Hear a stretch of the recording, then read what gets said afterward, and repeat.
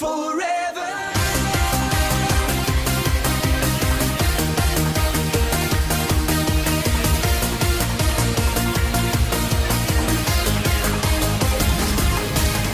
Come on, baby, light my fire. Ready for the show. Shake your booty, feel the music. Please don't ever go. I don't care, I'm so excited. Now I feel so free. Paradise into your eyes, so let it be. All the time, I need your shiny smile. Tonight I'm really gonna play. You know that life is just a game. Forever young, we're all for one. Forever love and fun, until the morning sun. Forever.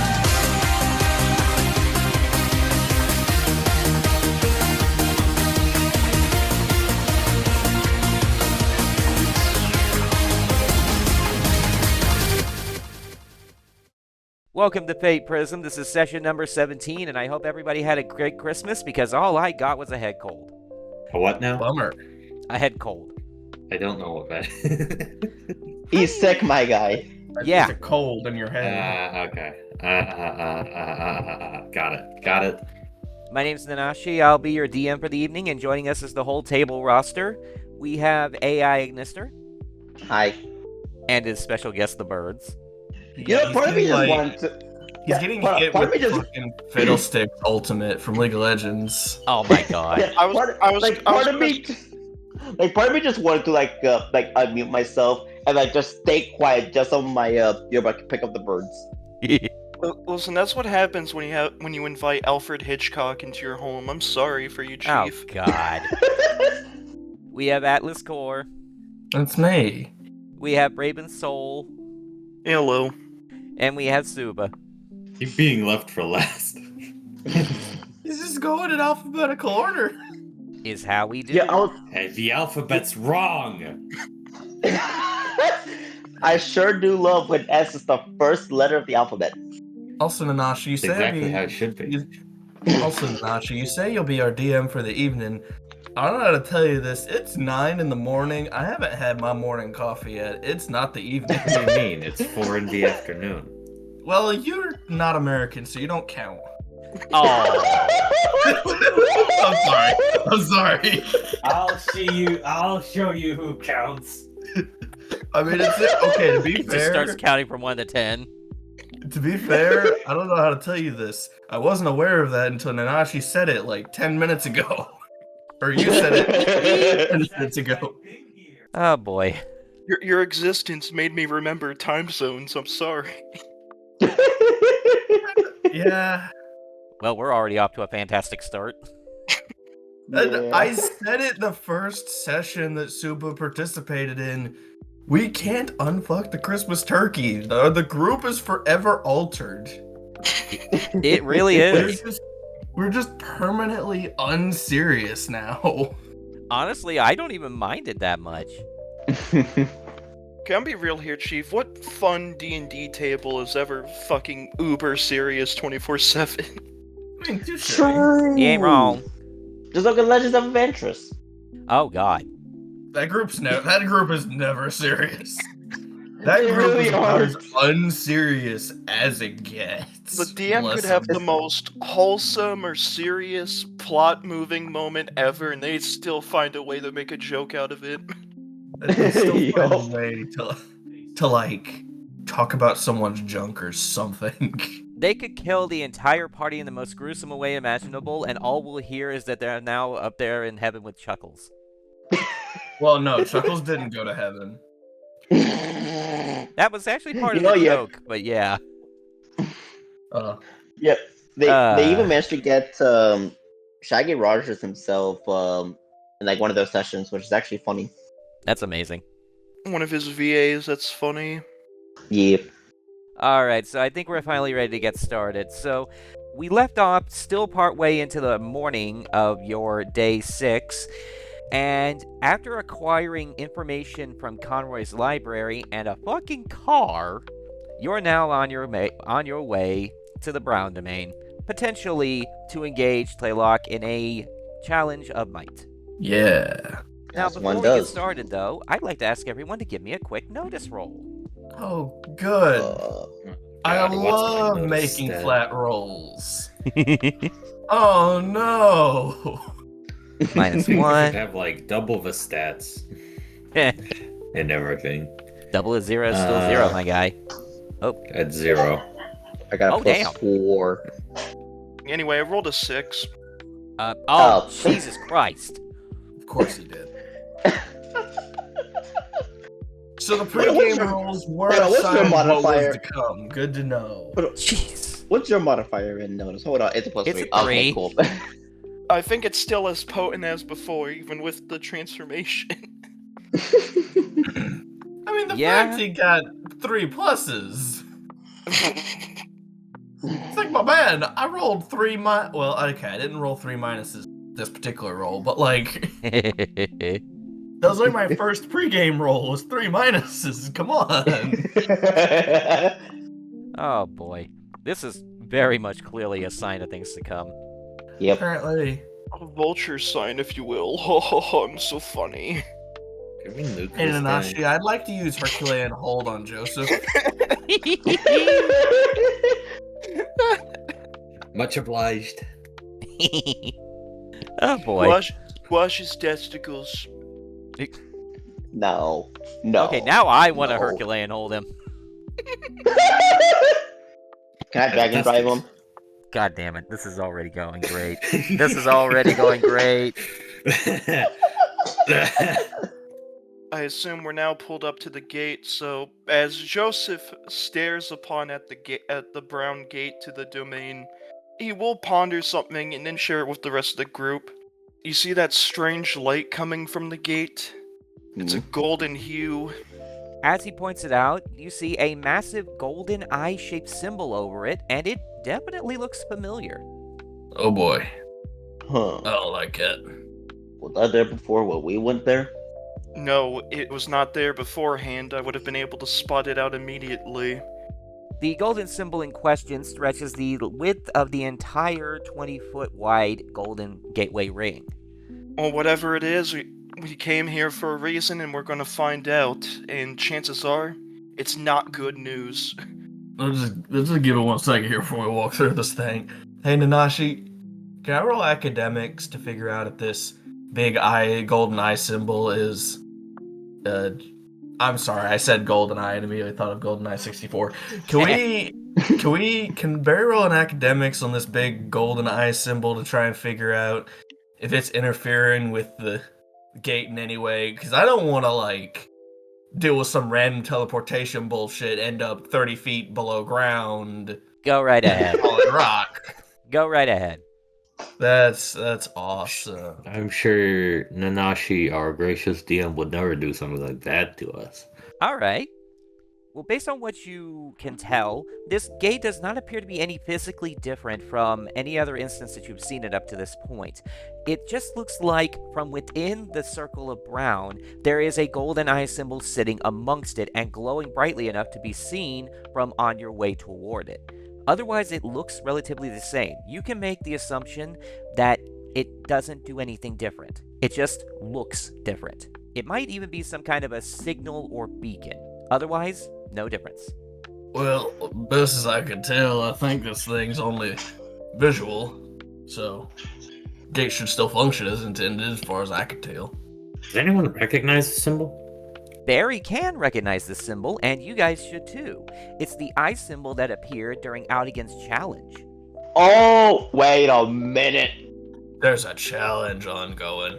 Barry runs in immediately. And I assume the Barry, rest of we you gotta follow? see this. Normally, I'd reprimand him for being too reckless in this situation, but even I'm worried, so we might as well rush in. The hell I'm worried. I want to see Talik beat someone's ass. Well, Ignis just shrugs and then runs. yeah. Joseph already got a head start of like Ignis, so we're all going. Yeah, Yeah. everybody- I'll go along. Yeah. And I say worried because after all the fucking gold bullshit we dealt with, there's a gut feeling, of course. Of Yeah. course. So, upon returning to this Brown Demesne, which is the mountainside domain, everything appears the same at first glance to everybody who's already been there. There's the same valley in the center, the same sparse trees all around, same bathhouse in the distance to the left, the same gym and store combo to the right, but in the middle of the valley, you see dozens of people standing in a wide circle, cheering and applauding in excitement. And you can all swear you see a familiar golden glow in the open air above it. Yep, there it is. I can't believe I Go didn't. down there. I want to spectate. And as you get closer, you can hear the sounds of gunshots ringing, blades slicing, and very heavy impact sounds. Well, boss fight. Well, not for us, but Not for us. well, at least not I'd yet. rather see someone get thrown into the air Team Rocket style. I mean, technically, that's already happened once. You weren't here for it. Of course. I mean, I did throw Ignis through multiple gates, so yeah. Yup. And if you remember from your interaction in the Green Domain, the master there, Corentin, the Winged Snake Man, blasted 4 people through the gateway, one of which didn't quite make it. When you finally reach the center, there is a challenge ring erected in the center of them all, and you can see 3 people on the inside. On the right, you see Tlaloc, now dressed in a semi-loose white toga held together over one shoulder with a round badge carrying the shape of a mountain. He's actually Damn. wearing clothes this time. Yeah. He was naked last time? He was wearing a loincloth. Ah, okay. You also see the Cliffbreaker, but instead of carrying it in his hands, he has it sitting upside down on the ground beside him. Oh. And on the left, you see 2 people, clearly his challengers. You see the mining foreman Mott, a brightly colored hummingbird man in a sleeveless white shirt carrying an unusual-looking single-edged longsword. But you also see the gym employee and mountain climber woman Jakira, a maned wolf woman in a tight black workout ensemble, loading a very large magnum pistol that is clearly supposed to be held in 2 hands. Oh. Huh. Okay. Despite the 2v1, you see that both of the challengers are very much battered, bruised, and exhausted, but Tlaloc on the other side looks borderline clean. Even his toga barely has any dirt on it. Yeah, I kind of figured, Yeah. considering the size of Tlaloc. Oh man. Right when you arrive at the wall, you see both of them suddenly throw themselves back into the fight. You see Mott the Hummingbird striking at Tlaloc from every possible angle with his sword, coating his blade in black magic that just screams with what sounds like a terrifying hunger. And at certain moments, you can swear you see him dipping into Tlaloc's shadow and teleporting around. Yeah, Wait a minute. that's some black magic. Meanwhile, Jakira, the main wolf woman, is providing support, firing her gun in between his sword swings with infused green bullets. It looks a little sloppy, but this is clearly a practice routine. The use of black and wind magic in tandem is not only a pretty unique circumstance here, but it offers a lot. It seems like the scales on Twi'lek are getting infused with every blow. So they're planning on just war of attrition in them down. Seems like it. Now, after a solid minute of this routine, you see Mott dip away into Tlaloc's shadow again, but this time he reappears behind Jakira, who launches herself at Tlaloc, striking him square in the chest with what you recognize as her mechanical arm. And this impact is heavy enough to even knock Tlaloc back a few feet and kick up a cloud of dust from around him. Wait, like just knock him back? Yeah, push him back. Okay. Still though, that is impressive. That is impressive. Mm-hmm. Wouldn't let that happen to me.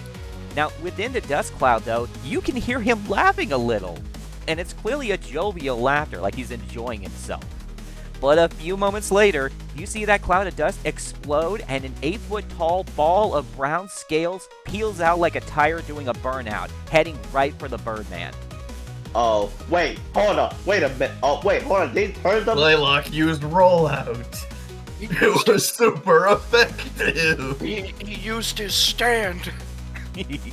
Now, the Hummingbird tries his best to dip away, but his exhaustion is clearly catching up with him, and he is struck right in the chest with enough force to knock him down.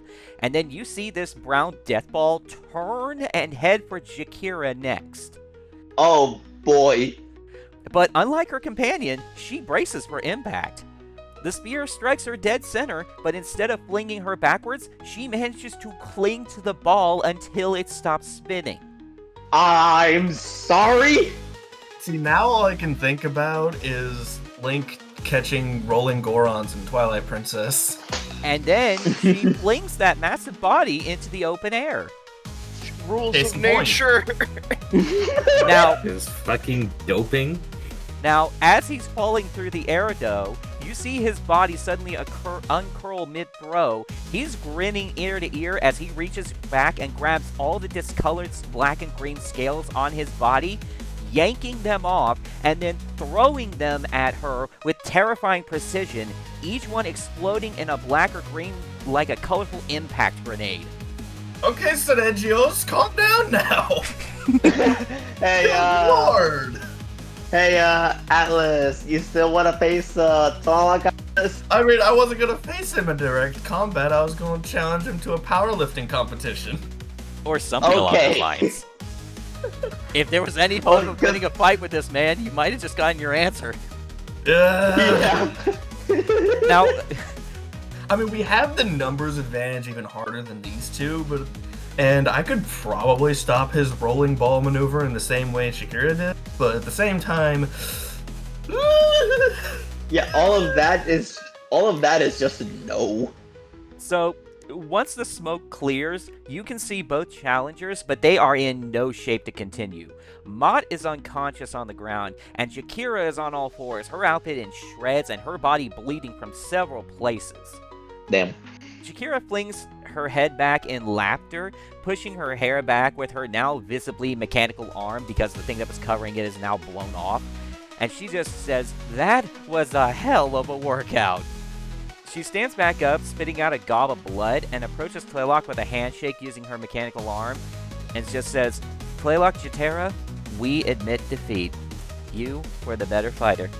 Tlaylock extends a single meaty claw and talon for her to shake, and you see the golden magic circle slowly evaporate into the open air.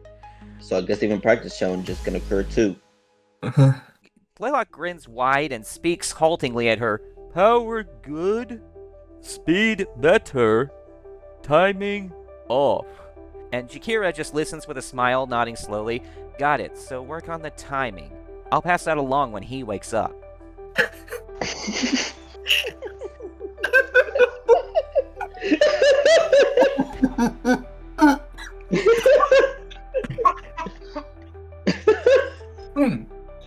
Oh, that's good. Why did that get me? Yeah. Tlaylock gives a dopey smile and just pats Shakira on the back with his meaty hand, which knocks her a few feet away on impact, but she just kind of blaps it off without much of a fuss. And then she feels down and picks up Mott, carrying him in her one good arm, and is walking toward the gate. Well, now that he's tired, want to take him on? Gregory, I don't know how to tell you this. I don't think he's tired. This is the moment when Tlaylock finally notices your group, and he smiles, heading right for you, arms outstretched and going straight for the bear hug. "Friend back!" Barry meets him halfway. Oh, Tlaylock, my friend, good to see you. And the slam of that bear hug on top of Barry is just loud enough to rattle the whole domain. It's like how there was a study done on sumo wrestlers where the initial point of impact when a match begins is like a combined total of like over a ton of force. We literally shake the ground. Yup. Yeah, there's like a landslide somewhere off in the distance. An avalanche occurs on a mountain 5 miles down the way. Mount Vesuvius finally erupted again. There was an asteroid heading toward the planet, but the shockwave pushed it off course. It just gets progressively more stupid. Listen, that's how they could have really prevented. The force of that impact was so strong, we shook the pink domain. And that's the space station. Somewhere out there, I can't say that. Listen, if you really Enough. think about it, the impact of that force would have been enough to stop Dragon Ball Z from having the Saiyan Saga. Yeah. Anyways, Tlaylock finally releases Barry from the hug and just smiles. Why visit? Well, you see, Tlaylock, we have, me and my friends here, we were considering getting into the whole Regalia hunting thing, and had half a mind to start with you, but after seeing that, I'm mildly concerned. And you see him tilt his head a little bit. Challenge? Well, not right now. Well, I'll tell you what, I kinda wanna go, take a dip in them hot springs to loosen up first, but after that, probably. And then all of a sudden you see his eyes flare wide and he bellows out into the open air, Challenge! Okay, I don't think you listened, guys. No, he heard you. Okay. Your audience around you is immediately hyped up at the idea of getting a double feature of challenges today. And you see Tlaylock grab his warhammer and heft it onto his shoulder with one hand like it weighed nothing, his eyes immediately lighting up with brown glow. Warm up, then challenge. You best believe it. Then he extends his gigantic, free, meaty fist toward you guys in a fist bump. You're halfway. Let's do it. I guess we're doing this. Alright, so he has accepted the idea that you guys are going to warm up first, or whoever's going to challenge him is going to warm up first, and then he will meet you back here in the middle of the valley when you guys are ready. Otherwise, he's just going to be warming up in whatever way he's going to. So you said you're going to head to the hot spring first real quick? Yep. That's very stalling for time because they're a little concerned. Okay, let me be more specific. That's Atlas stalling for time because Atlas is concerned. All right, Barry. Remember, I mean, lift with your legs. Yes, sir. This man right here gets it. So, here's what's going to happen. You guys are going to head down to the hot spring together as a group, I'm assuming. But I'm assuming Barry's the only one who's actually going to go in and take a dip. Well, I thought this would be a good time for those of us that didn't have the hot spring water to restock as well. You got Mountain Valley spring water. You didn't necessarily get it from the hot spring, though. But now that I think about it, you probably could buy that at the hot spring store. So sure, that works. Yeah. And we'll just make it so that a bottle of that water, including a fresh steel bottle, will cost you like a Z.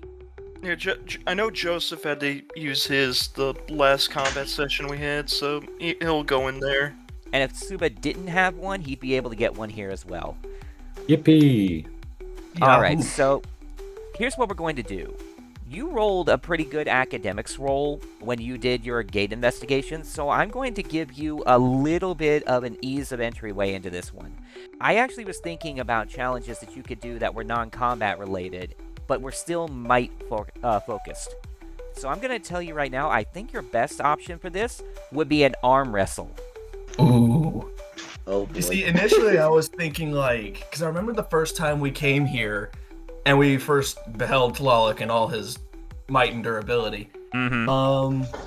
I was thinking about it. I remember making a joke, as strong as he is, I'd be surprised if he can't I'd be surprised if he can't deadlift the damn mountain. To which Shakir responded, how do you think the mines got there? So I figured that was gonna be it. We're just gonna go see who could lift the mountain better. Well, here's the thing. I sat down and thought if there was a way to make that happen, and there is no feasible way I can verbally describe Barry lifting the mountain on his own and make it sound interesting. Alright, fair enough. I think an arm wrestling competition between the two of you might be not only more appropriate, might also be more thematically pleasing. You know what? Yeah. Fair enough. That's I'll concede that point to you. So here's what's going to happen. Since you took a dip in the water, if you have any missing hit points, you're going to recover one more, just like we said before. It's not going to really do much for you in this moment in time, but it might come up later. Yeah, well, it'll come up later when the Marauders want to ambush us again. Theoretically. But I want to bring something to your attention, though. If you're inside the challenge ring, the Marauders can't fuck with you. This is also true. Yeah. But I mean, But just it's like just, in the general future. 'Cause Yeah, we I will know. most definitely be fighting them again at some point in the future. Oh, definitely. Probably. While Joseph is at least visiting the hot spring, with his whole transformation the last session, he would have 20 hit points now, but I assume I'd have to refill it via in the hot springs.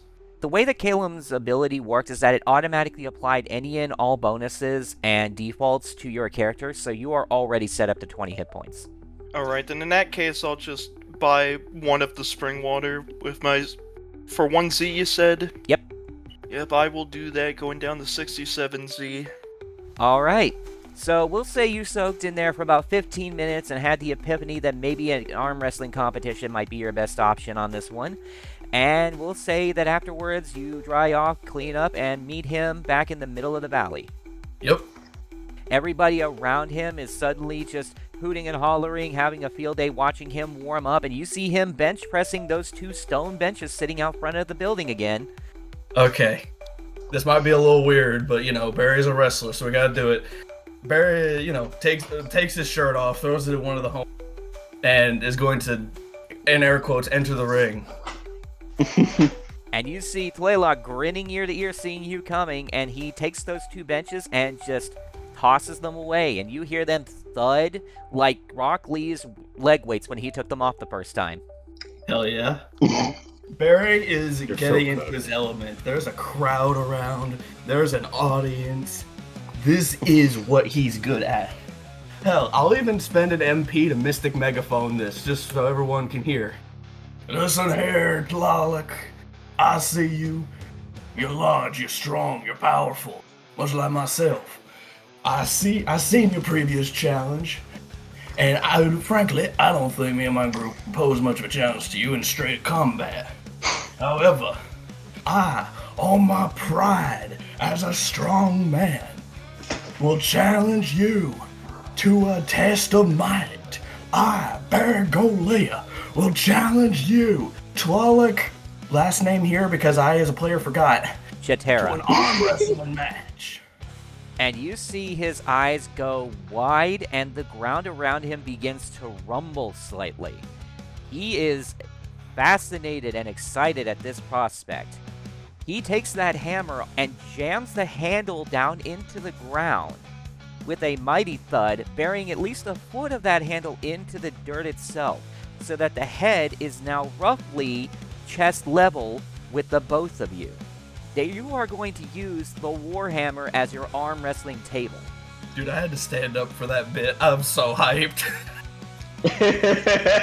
And you see Tlaylock take one end of it, putting his elbow on one side and putting his hand on the side of it right next to it, and extends his massive meaty hand, which, by the way, now that you're at +5 physique, doesn't look as big as you thought it used to. Hell yeah. You definitely grew a few inches. And he grins. Best man win. Indeed, indeed. Bear will, match him in the middle. And Tlaylock grins at you and says, "Say magic words." God, out of character, it's been a bit since I've seen an arm wrestling match. Did they just say go? No. Typically, He's the way waiting I for see you. it done is you as the referee have your hands on the interlocked hands of the 2 arm wrestling people. You give a countdown, a 3, 2, 1, go, and on the go you let go and back up. Correct, but that's not what he's waiting for. Oh, what's the magic words then? Well, think about the challenge that Out Again had. What did he say right before it started? Oh, I know this. I know this. I mean, I directly know said I challenge you, so it's like, You didn't say the exact No. things. guys, throw me a bone here. Yeah. I challenge thee. Oh, Tlaloc, I challenge thee. From his hammer, you see a brown magical ring expand out from his feet, expanding to a full 50 feet, and Tlaylock immediately declares, "Challenge Arm Wrestle." And from that, you see that circle flash gold before erecting the 50-foot golden wall. What we're going to say is that once that golden circle establishes itself, is the second the arm wrestling competition begins. That will be your signal. The flash of gold. Okay, that makes sense. Now, hold So- on. Now I just imagine like a buddy fight scenario where it's like, ready, fight. I Basically. challenge thee. Essentially, that's what we're dealing with, yes. So here's how this is going to work. This is going to be a best of 5 roll-off. Oh, shit. All right. So it's If going to only be I could- all physique rolls. I'm going to tell you Alright. what he Well, 6 rolls, or some and you shit. need to beat it. Okay. What's the number, Nanashi? Hit in before. Watch it be 10. Well, I'm about to say, watch it be like a +7 physique or some shit. Beat a 6. Okay, Oh, well. that's doable. That's doable. That's doable. I do want to point out, you can use your fate rolls. You can use your fate points for these rolls as well. I know. I've got the character sheet pulled up. But because this is all one magnificent attempt, you're going to have to start getting clever. You can only use each one once for this entire attempt. I figured as much. Let's see it. First dice roll. Okay, a 4. Okay. Do you want to take a What- loss on what- that one, or what- do you want a fate point reroll? Yeah. Well, I want to ask, what does a match imply in this scenario? A match implies half a point each. Okay. Yeah, it's whoever can do best of 5. Doesn't matter what the rest of the results are. You can get 4 matches and 1 win, and you'd still win. So do you want to take this You know what, first I loss? think I will use the fate point to match it, just a +2 and match it, because frankly I don't trust my reroll. All right, and what are you going to use for your aspect to redeem? I want to try and argue for this first one, old-fashioned outdoorsman, because Barry is thinking back to his childhood, his time in the woods, him arm wrestling with his brother. Honestly, probably a similar fashion. Just, you know, being a kid and goofing off in the woods with his siblings. And he's gonna like think about that and channel it all into this one moment. You know what? I'm going to give you that one. You match it, Cool. which means that the impact of both of you exerting an equal amount of strength actually causes a ripple into the ground through the hammer itself. You see cracks forming in the ground beneath you. Oh boy. Roll number 2. Dude, we're gonna make a crater. Oh shit. Beat a 4. Okay. Oh. This should be doable. This should be doable. Let's see it. Making a lot of assumptions. Oh! Yes. The ground is showing cracks slowly leading out to the edge of the magic wall, but you see Tlaylock's arms start to bend, and his eyes go wide. He is shocked. All right, roll number 3. Beat a 5. Okay. We can beat a 5. We can beat a 5. Come on. Yes. Nice. He puts more emphasis into that push, but you push back with equal force, if not more so. His arm is going back even farther. Damn. Best of 5. He just won 3 times, no? He won 2.5. Well, no, we tied the first time, and I won twice. Oh, okay. If Tlaylock wins both of these, then it's a draw.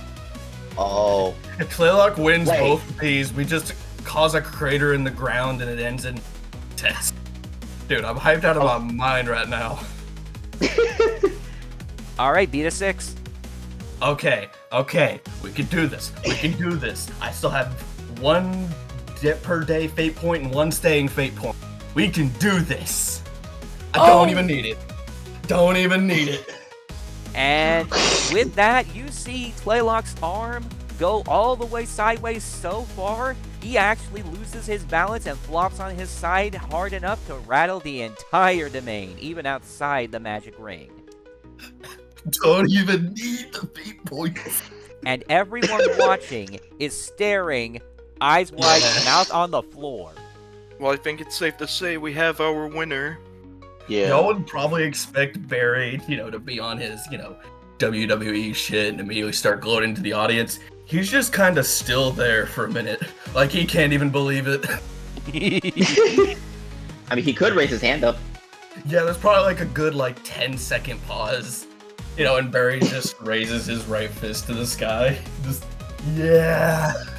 And it takes a few seconds for everybody else to get involved in this, but you see everyone in your audience suddenly start cheering for you. They are shocked. They have never seen this happen before. All right, and then Well- Barry's gonna remember how southern and how polite he is and go to help Tlaylock on the ground. And you see Playlock grinning ear to ear, laughing his ass off that he lost this. He takes the hand that you offer and helps himself up with your assistance. Friends win! And you see that golden circle dissipate. That was a fine match, Tlaylock. I assume that means we can all jump down to meet with Barry and him, correct? Yes, you can. He will say as a sort of joke, well, I may have not been able to be your all's referee, but it seems like Barry's fear of me being biased wasn't exactly going to be going anywhere with that performance. You know, I come from a wrestling background, or, you know, the referee's gotta be impartial, you know? What, nothing against you? You say that like I would have given you the win if he had ended up winning against you. I just don't want there to be no room for doubt, which apparently there ain't.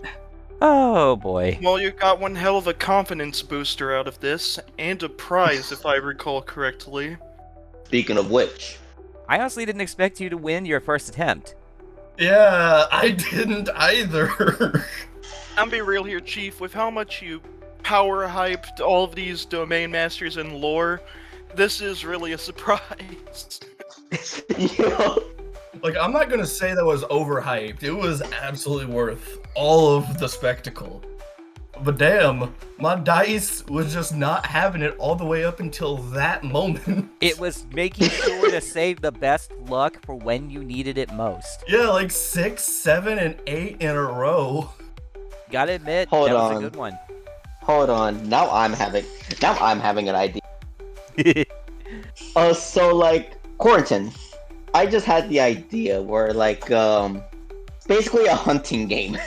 Could be. Him the hunter, me being hunted. That's a good idea, actually. Keep that on the back burner. It might come up. I mean, it would come up if Quarantine had his Regalia. Yeah.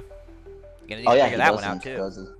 You see Tlaylock reach down into the ground, of which the hammer is now buried a few feet into the dirt. He pulls it up with one hand, like dusts it off playfully, making a big deal out of it, and then holds it out to your group. Take Cliff Breaker.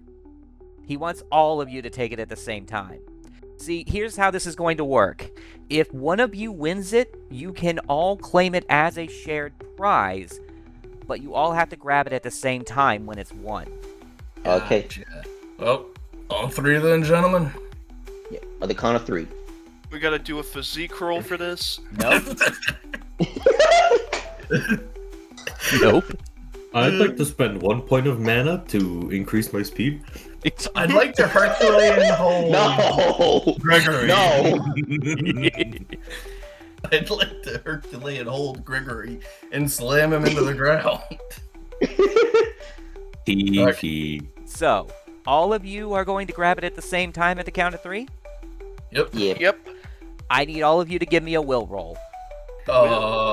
Man. Oh. Yo, Will is actually a stat I leveled. Let's go. It's also one of my stats. I have +2 in it. Yo, Mhm. my man. Same. Oh, my. Oh, Mine's damn. gonna be a straight That's roll a then. 5. Oh. Same. Hey, Oh. Nanashi. Aw. Hey. Wow. Damn. All of you are bollocksed. Fate rolls all around. All right. When your hands come in contact with the Cliffbreaker, your bodies all react to the raw power of the Regalia as you attempt to claim it. You suddenly feel absurdly heavy, like every cell of your body is slowly turning to stone and pulling you down. And it doesn't stop there either. You can only watch as you see stone grow up from the ground you are forced to stare at, and it is rapidly covering your bodies. Now, just before it covers your heads, though, you see a large, familiar-looking stony tail swing in and smashes into all of your bodies, knocking the stony sensation off of you entirely, and dealing damage to those of you who failed your rolls. All you needed to do was roll above a 0. Oh, well. Is it a 0 or above, or above a 0? Above a 0. Okay, and Barry's still tanking. Yeah, me and Barry are taking damage. How much? It's And 1 Ignis. point for any minus. Oh, okay, I'm so I'm only losing taking 2, one. so I'm at 18 now. Cool. Do I gain 5 health? You do not gain anything. Aw, man. And Barry, because you have earth resistance, you don't take anything. Cool. Now, the world around you has changed. You are now sitting atop a large rocky mountain, the only one that you can see for miles. And Tlaylock is sitting beside all of you, casually pumping a stone barbell. Was wondering when you guys were gonna show up. I was always here. Wait. Where's here? This is the prototype domain, the way it looked back when it first started, 500 years ago. Oh. Wait a minute, Layla, wait. Yeah, I was thinking the same thing.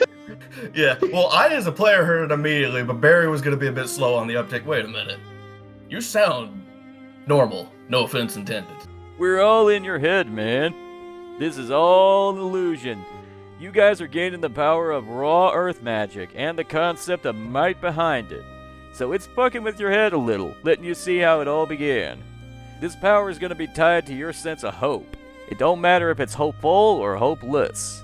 It's a lot of weight to put on your shoulders, but you won the Regalia fair and square. And I know you can handle what comes next. Yeah. Huh. And you don't exactly know when, but seemingly an endless number of moments later, you finally return to the real world. All 4 of you are now holding the Regalia, and you can see a faint brown glow in each other's eyes so long as you are all holding it. Well, cryptic magic aside, I've had a weight thrown on my shoulders for several times more than this, so someone else can take that responsibility. Especially if it feels like that. I mean, respectfully, I won the damn thing. Well, you were my first voucher. You don't want to make you go for that arm wrestling challenge for nothing, after all. Yeah? Yeah. If you guys would be so kind, I'd like you to please go to the Regalia section in the server and scroll all the way down to where the cliff breaker is. There's been an update to the information. Every Regalia has a few common trends. First off, while it's equipped, meaning whoever is physically having it held on their body or as part of their active equipment, all your attacks will automatically have the heavy status effect. You do not need to pay for infusion for this. You don't get the +1 damage, it just applies the status effect. You gotta ask, what does the heavy do? Reduces movement by 1. Ah, okay. Yeah, that's why me being, slow, and by slow I mean base movement speed, but also being a melee person, that's why I immediately took Earth Resist, so I could not be slowed. Because, yeah, let me lose my 1 point of movement. Meanwhile, there's me just zooming. Pretty much. I mean, hey, but that's your job, thumbs up, In addition, you might have noticed the detail about the invocation. Each Regalia possesses a once per fight spell called an invocation that lasts 3 rounds, and activating it counts as an item action. Oh, yeah. So, in your turn, you can use your item action to declare the invocation, and then you can use your attack action or your movement action freely, no different than any other item. So, Barry, will you be taking the Cliffbreaker for now?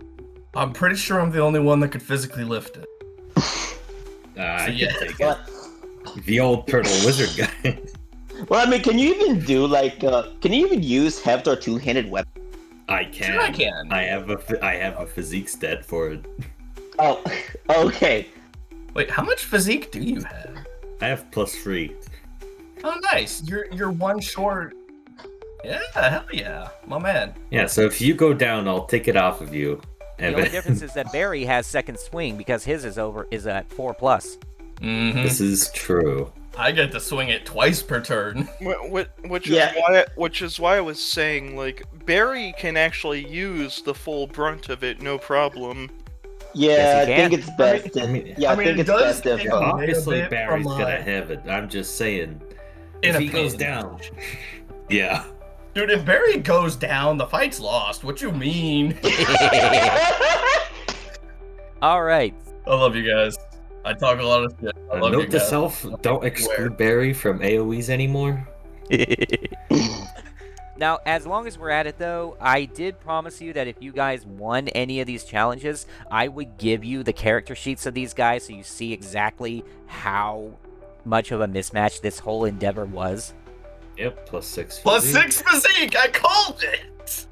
Helping hand reaction. You turn 1- on an I've ally's been roll in wanting the to same get zone. helping hand since the beginning of the campaign, but it's just if I've never found it worth it because we're never in the same. We're never in the same zone as each other, like any of You have seen it used in the game, though. One Yeah. of the Marauders have used it. Do distinctly remember that. Yeah, but like given our fighting style, we do typically tend to like split apart more often than not. The existence of So how much basically HP does this guy being have? an AOE 40. wants us to be spread out. Like, Shit, even we level could 1 take spells- him. Go ahead, sorry. Does he have a second Regalia? Let's rob him blind. Ambitious affability +2 to report rules with people you never met. Hey Barry, I got a skill for you. I'm good enough at report. I'm not gonna lie, Barry is actually heading in the similar direction to how Tlaylock is built. Like, I'm basically halfway there on the Earth. I've wanted Helping Hand, but I've never found it worth to get, but I still kind of want it regardless. Barley Brawler and Second Swing are physique things. My man's good at talking to people. My man, dap me up. Which is ironic considering he can barely talk. Yeah. And then, yeah, all the other stuff is, like, unironically, me and Tlaylock kind of built the same. Yeah, isn't that a thing? It is kind of crazy. Isn't it? And now you're going to have his Regalia, so you can turn into him. You can dream about him. You can talk like him as well. Hold on, read Terra Firma. That's Oh yes, that's his favorite. We're element, guaranteed bro. to hit him, but he takes 1 less damage. And his attack rolls have a -1, but any damage he deals is doubled. So what I'm hearing is 1 crit success versus one of the squishies, and they're like splattered. Cadaverific. Death. They're splattered. Yup. on the Yeah. challenge wall. Yeah, he's meant to hit hard. I mean, he's massive. I would be surprised if he didn't hit hard. Hey, but technically this means I'm stronger than him now. True. In a manner of speaking, yes. Yeah, I know. I know, like Now- context is everything. Yeah. So, Tlaylock has handed over his Regalia, the glow in his eyes has faded, and he has opted to start stretching out the arm that you theoretically just pulled out of its socket. I mean, honestly, Barry's probably doing much the same. Yeah. Gotta stretch that muscle out. And then you see Tlaylock suddenly turn and say, "Need dip water." And you see him not head for the hot spring, but head for the lake behind the gateway that's bound to the side of the wooden shack. I don't think the hot springs It's would... the only Big enough for him. body of water to house him. Exactly. Basically, yeah. So he waves your group goodbye as he slowly but surely waddles and walks his way into the waters and completely disappears from view into its depths. Man, we did it, guys. Congratulations. You won your first Regalia. Yeah. Yippee! It was a team effort, everybody. And everybody around you is cheering their heads off at you for you guys. Like, they all want to shake your hand, high five, and a couple of them even want autographs. Hey, suddenly Barry snaps back to reality and immediately gets into WWE superstar. People want high fives, they get wrist shattering high fives. People want a handshake, they get a nice firm handshake, which for Barry's standards, hey Joseph, we might need your medical expertise on standby. People want autographs, they'll get the biggest, most flamboyant ain't the word, but Yeah, I suppose it can swirliest help. autographs you've ever seen. No, flamboyant is a word here. Well, it is a word. I don't know if it's the correct. You're just not What? ready to accept that it is. You're not. Listen, everyone, you're gonna get your yes, slay queen, fucking high five. Okay, you can. Oh, I'm dear muting. God. I'm You muting can him. stop all of that now. I've muted Yeah, him. I ain't stop. listening to that. Shit. I only wanted to say that one. Hey, Nanashi, is he done yet? I can't hear him. Yeah, he's done. Let him out. Okay. I've been fucking done before you booted me, you bastard. No, that's distinctly untrue. Oh my god. This man muted me because he hates the truth. I see how it is. Alright.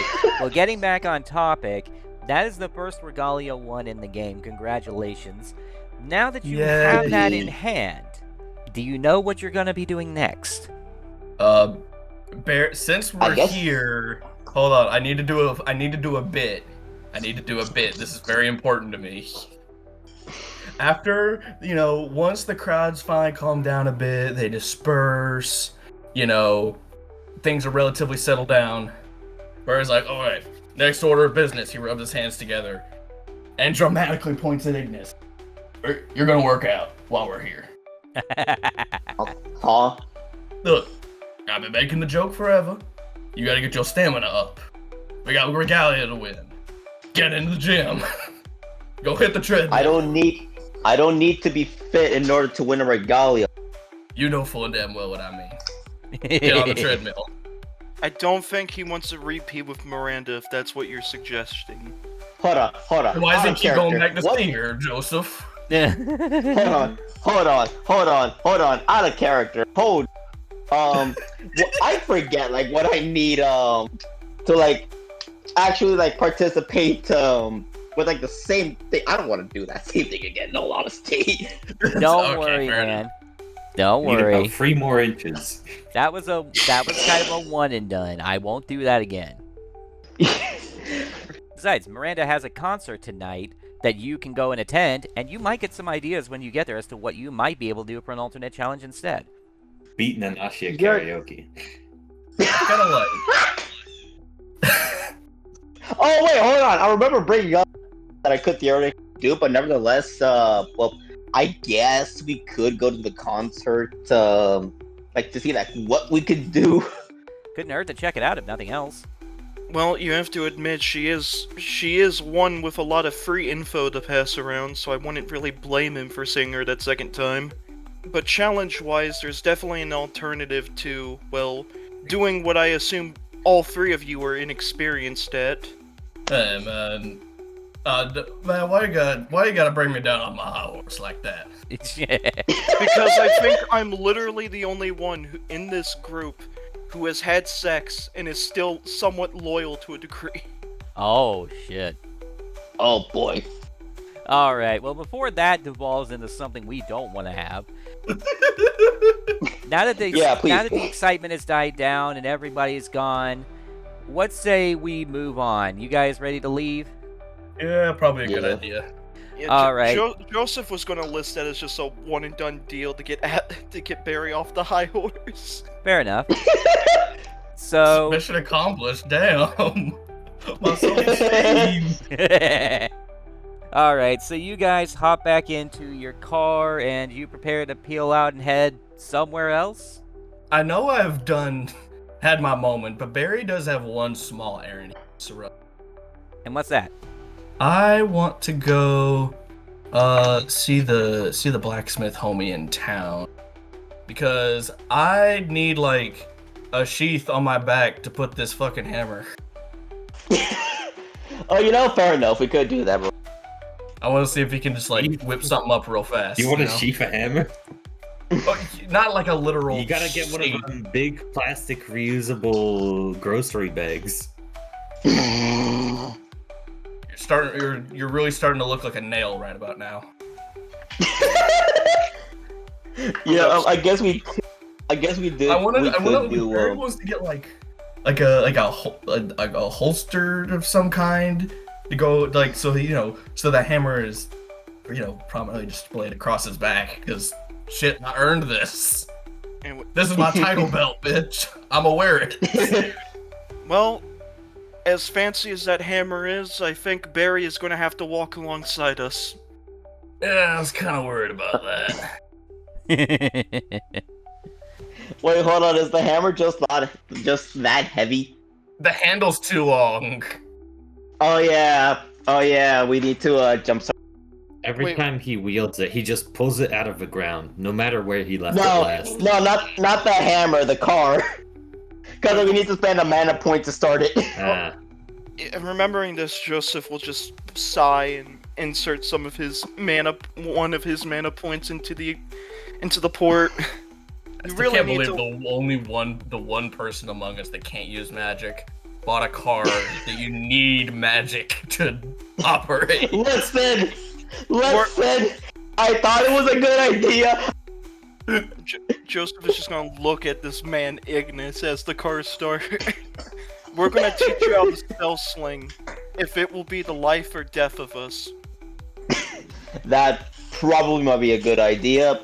Either that or just find a way and it still doesn't go. What do you mean it's not going? I'm trying to roll it forward and it's still not moving. Okay, we've established that it wasn't Barry or the hammer, and we already added the magic to get it started. I'm going to go on a limb and say that while we were busy, definitely sabotage. Actually, Probably. no. You all just realized the back half of your vehicle is slightly elevated, so the back wheels are not touching the ground. Okay, how? Well, you want to go outside and find out? Joseph Yeah, let's- fucking will, because if it's not sabotage, he's gonna check. Yeah, Ignis is gonna check too. Behind you, you see a familiar-looking maned wolf woman, and she is currently lifting the backside of your vehicle off the ground just enough to keep the wheels from touching. You know, if you wanted to get our attention and talk to us, you could have just came up and asked. She puts down the backside of your vehicle once the wheels stop spinning and walks up to the driver's side window, leaning in on it. Well, I literally just got back from the hospital, so I didn't want to miss my chance to say congratulations. Oh, you heard. Yeah, sorry you had to miss it. It was a hell of a... She looks into Barry's eyes. It's as evident as the glow in your eyes. You clearly want it. Yeah. See, what I don't get, though, is these regalia are all borderline impossible to earn. Hell, the foreman and I rehearsed this whole attack pattern and we barely hurt Tlaylock at all. So forgive me if I feel a little cheated seeing you walk around with it like you grabbed it at the convenience store. I mean, I don't know what to tell you. I challenged him to an honest bout of strength. And I won. Barry shrugs. All he did was arm wrestle him. And I won. Well, I feel like that might not be enough for me. What do you say to a quick fight? You and me. Hold on. Are Right you now, we're suggesting in the what I- middle of the damn city. Well, not in the middle, but we're on the edge of the damn city. We want to walk back into the domain real quick? She reaches down and grabs the car door, yanking it off its hinges cleanly as though it were never even attached. Okay, listen. I'm a man of great patience, but we literally just got this car. And I literally just saw the fruits of my labors get stolen right in front of me. I insist you challenge me to a fight. I was going to agree and get out of the car. You didn't have to tear the door off the engine. That was just unnecessary. I understand you upset, but I'm on the way. Ignis just covers his face and like he is upset. So here's the question then. Jakira is clearly trying to challenge you guys to a fight. Now, who's going to take part in it? Is it just going to be Barry, or is anybody else going to be in it too? Actually, you know have to do what? this today. Since Ignis sounds pissed off, is he going to join in? Yes. All right. Joseph is also just completely exasperated as well by the audacity of this female dog, as we'll put it, so he's also going to join. Barry was going to fight Who's her. gonna fight your The partner? door was just unnecessary. So who's gonna fight her partner? Oh, her partner's not here. He's still in the hospital. So what you're saying is, if I go fight her partner, I'm gonna have an easy time. No, You'd you're also staying probably with be us. arrested. You just go up to his unconscious body in the hospital bed, grab both of his arms, and start hitting him with them. Why are you hitting yourself? Why are you hitting yourself? Like, she had the audacity to rip off the front door of my car, there's no way I'm not participating. What I want to know is how does she think this is gonna go? Like, this You're is just a gonna 4v1. grab her, and then you're Couldn't basically win a gonna win. 2v1 on the 2 side. She immediately declares, I challenge thee, and a brand new circle is established from your feet. So I guess that's how that works when someone wins the Regalia. Cool. That's how it's supposed to work, yes. I mean, Barry's got the hammer thrown over his shoulder. We're prominently displaying the I won it for square. Obviously. Well, think of it this way, Barry. As abrupt as this fight is, you get to at least test out your new weapon. Touché. That is also part of the reason that this happened, but there's other reasons too. But we'll get to that later. Please do me a favor, everybody give me an initiative roll. Alright, just Okay, bet. checking. That was a 4. Wait, shut up. And I Jake. believe Wow! and believe Wow! I probably shouldn't be in this fight, to be honest. I mean, if you don't want to be in this fight, we can say that you stepped outside the ring before it established. Yeah, I'll go for that then. All right. Then I He's will- like, Gregory's just, I ain't got no stake in this. I literally don't. I'm gonna fix the car while you're doing your thing. You know what? That's a fantastic idea. Except that she's still holding on to the car door. Can I have that back? In fact, she's got it Yeah. slung over her shoulder like a giant axe. that's the reason Greg comes into the fight. He's like, we're gonna need that car door back. Yeah, if I step into the ring, I'm not allowed out, is the problem. So I can't grab it from her and leave. You can get it back from her when this is all said and done, probably. Assuming it still exists. Man, I really liked that car door. The one I went in through. Yeah, my car door! He's just like Master Roshi flipping through a fucking magazine of car door pictures. Okay. Yeah, I'm not gonna participate in this fight. It would be too unfair. Plus, if you get your asses beat, it's kind of your fault, and not mine. Imagine if we just lose the Regalia 5 steps outside of the domain.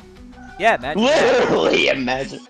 That'd be fucked up. All right, so here's what's going to happen. Since it's going to be a 3-on-1, she's going to get 2 turns per round. Oh, well. Well, damn! How much healing magic did the hospital use on her? That's a fantastic question. You might have to ask. I feel like you've said this once before. Well, this may or may not be a repeat from the beta campaign session. Oh. See, you guys didn't realize this. When a Regalia holder is challenged, they can be challenged by anyone, anywhere, at any time, friend or foe. No. Oh. I think we just figured out the plot hook of how the beta campaign is gonna come fight us. Maybe. Oh. Maybe. Because I'm still waiting on that, Nanashi. I haven't forgotten. I know you are. I still I want know that you smoke. are. I'm so glad I'm allowed to say no to fighting.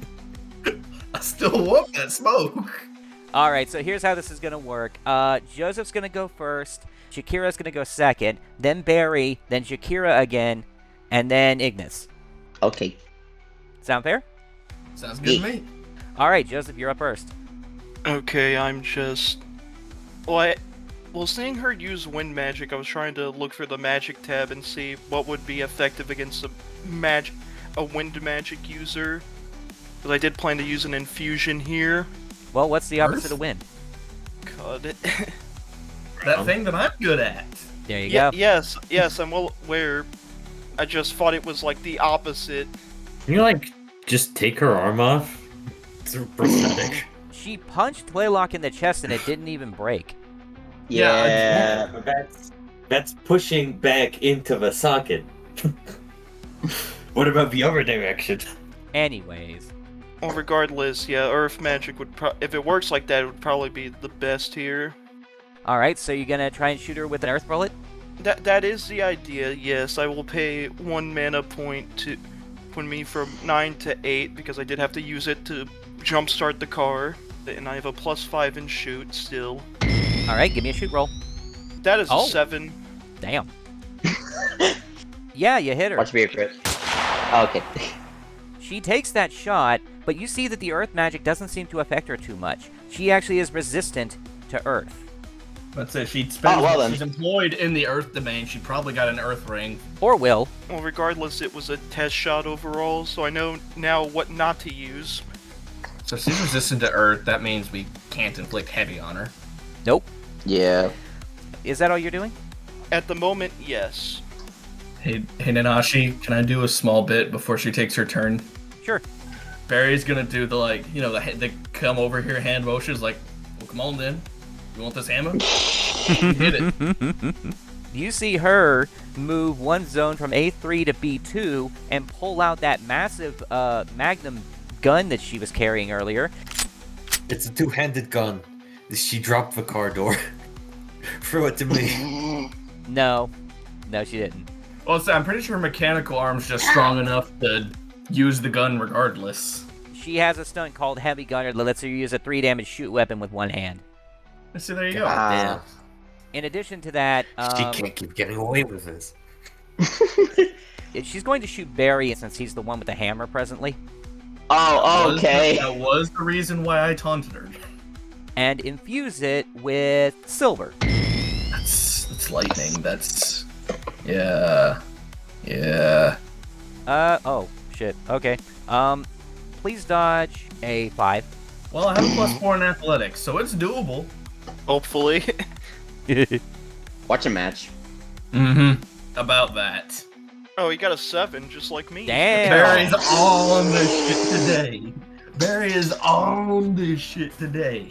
Okay, you see that lightning bullet whiz right by your head, just barely dodging out of the way. Oh, I was imagining more. Alright, so next up on the roster would be Barry? Yeah. What you doing, buddy? I'm gonna walk one step forward to C2. Be really sad that I can't walk one more step. And yeah. I'm gonna be really sad that I'm not in melee range. I just hammer and use it yet. I need to get like a stunt that'll let me does the like get over here with the hammer where I swing the hammer behind them and pull them towards me. We might have to talk about that next level up. Might have to. So, what are you going to do with the rest of your turn? You gonna... I'm probably just gonna fire a level 1 spell at... Wait a minute! I am a genius! Check this out. I'm gonna use a level 1 magic, and I'm going to use Geyser, the level 1 blue. Level 1 blue spell?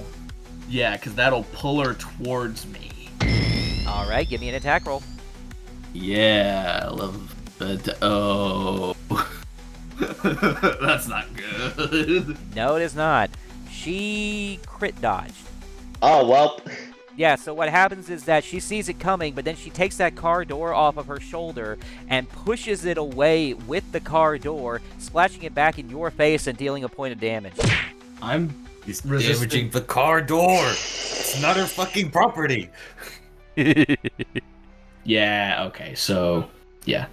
Alright, now it's her turn again. She moves forward into the same zone that Barry's in, and you see her take that car door and uses it as a two-handed fight weapon against you. Oh my god, not my car, man! This is what I was saying. I don't think we're getting this car door back, guys. The thing is, this is a stunt that she has. She can weaponize doors. Specifically doors? You're making that shit up. It's a lore thing. That is part of the reason I'm glad you got a car. It is a lore thing that this character specifically, who comes from a completely unrelated Fate campaign, has a bizarre association with weaponizing doors. Wow! You made this shit up. I'm not. I have spoken to the person who created this character. She gave me full permission to use this and every other ability this character has. 07. Bless it. My car, no! Poor Ignis. My cabbages! Okay, do me a favor and dodge a +2 swing against the door. Oh, that shouldn't be too hard. That's gonna be easy. Yeah, I parry it with the hammer. All right. She swings at you with the door axe style, and you just put the hammer right in front of her swing and stop it right there. You'll have to try a little harder than that. All right. So that means that it's Ignis's turn. What you doing, buddy? Okay. She ripped the hinges off your car door. Yeah, literally. No. It's just I slammed my penis in the car door, except it's I ripped the hinges off your car door. I was just trying to figure out how to make a joke with that. It's like, you better hope she doesn't aim low. She'll slam your penis in the car door. So yeah, I am gonna use one of my movement actions to move over to C2, C2 coming up. and then I'm gonna pull out against Feather Edge, Nice. and I'm gonna fuse it with fire. All right. So you're gonna take a swing at it. Yes. All right. Give me an attack roll. Somebody says 6. Damn, you crit succeeded. Oh, let's go. Yeah, you do double damage whenever you crit. And she's also been hit by the fire infusion. Not to mention, since you succeeded on an attack, you also get a free movement. Oh, so I have 3 now. Alright, so where are you moving, buddy? Let's move over to A4. Got it. Alright, Joseph, your turn. So, Joseph will... He's going to move to D3. D3. I will spend 1 MP to mark her with Vulture Sign. Good deal. And I'm gonna use another MP, putting me down to 6, to infuse my bullet with... Well, Earth didn't work last time. I wanna... know what, to help the team out a bit more, I'm going to infuse it with orange magic, so she has disadvantage. Smart. Give me an attack roll. Alright. That is a Go. fucking 9! A 9. Wait, Damn. Oh, I so wish I could. I can't... Yeah. There's no way she's getting away from that one. You crit hit. Bullseye. That would have been so funny if that was a 10, though. So what's going to happen is that she's going to stay in the same zone as Barry, and she's going to put out the fire with her 1 instance of movement, and then she's going to take a swing at him with the car door again. Wait, hold on. Wait a minute. No, she doesn't. I was about to say, she... Let's say you gotta talk a little quieter when you get loud and excited. That it cuts out more. Yeah. Barry, My dodge a bad. 5. With Wait, DC. hold on. Oh, right. Wait. No, I forgot the second roll. Dodge a 4. Wait, hold on. Wait, I thought she has to swing at me though. No, if she makes an attack No. against you, she has disadvantage. Wait. Yeah, no, other Yeah, way you're around. thinking of- You hit her, you Yeah. are harder to hit. Oh. I'm sorry, my guy, you do not have the legendary Ubel effect right now, I'm sorry. I understand you're Look, fascinated with Miranda, but you do not have pink magic equipped to your bow. Damn. Okay. All right, looks like you just barely dodged another car door swing right at your face. Parry it with the hammer. We're not getting this door back. We are not. Well, to be fair, okay. she hasn't even hit you with it yet, so you might still get it back in one piece. Yeah, but she's been hitting Cliffbreaker instead, because I keep parrying it with the hammer. Fair. So she's essentially slamming our car door into a boulder. I slammed your hammer with the car door. The fucking car door. My car door. All right. Barry, you're next. Well, I got a new hammer. It'd be a shame to not use it. All right, give me an attack roll, Yeah. buddy. You wanna know the sad thing? My fight is only a +2. That's ironic. Well, I don't hit people. I am a grappler. You're also a twin axe carrier. Yeah. I'm thinking I might have, with the addition of Cliffbreaker, I might have to investing again. I started this campaign with my. I've never leveled up my skill once. Just funny. Cliffbreaker. Oh. Oh, wow. Okay, She's a little bit unwieldy there, fellas. just a bit. You want to fate point that, or you want to keep it? You still got the entire day to think about. Yeah, I've got the entire day. This fight isn't that serious. We're just gonna. All right, Let well, her you roll. try to go in for a swing, and then she reaches up with her foot and kicks it back. What a strong woman. She works out in the Brown Demesne. She's literally one of Oh, their that's best right. I was thinking about this during Joseph's turn. Barry always sits in the far back of the van, meaning she lives at the back of the, which has all of yeah, Barry's true. weight. Yup. Oh, me. I too. didn't We sat think about next that. to each other. Yeah. Anyways, because I have second swing, I get to try again, but the attack is advantage. Yep. So here we go. The first roll, great. The second, Oh. man. So your first swing came in, she kicked it away. You spun around and tried to hit her from the opposite side, and she blocks that with her mechanical arm. All right. Nice I flourish. see. Just nods at her. Nice, nice. I'm probably just gonna end the turn there. I mean, you still got your item action and your movement. I know, but I don't think I really need to do either of those things. That's true. All right, now it's her turn again. And this time, instead of using the car door, she's going to pocket her gun and try to hit you with her mechanical arm. This arm comes with a stunt called Unnatural Weapon, which means she can make a 3 damage melee fight attack without a weapon in it. Oh well. Hell yeah. Beat a 3. Oh, this is light work. What's the worst you can get? 1. I got a 3, so we only matched. Yeah, which means if you punch at, she throws that punch at you, and you meet it with the edge of the hammer, and you both just kind of clash. Yeah, I meant like more so like what's the worst yeah, because like there are like 4 dice by default, right? I mean, the worst I could get is a 0 on my, because my athletics is worse, so I have to roll 4 minuses.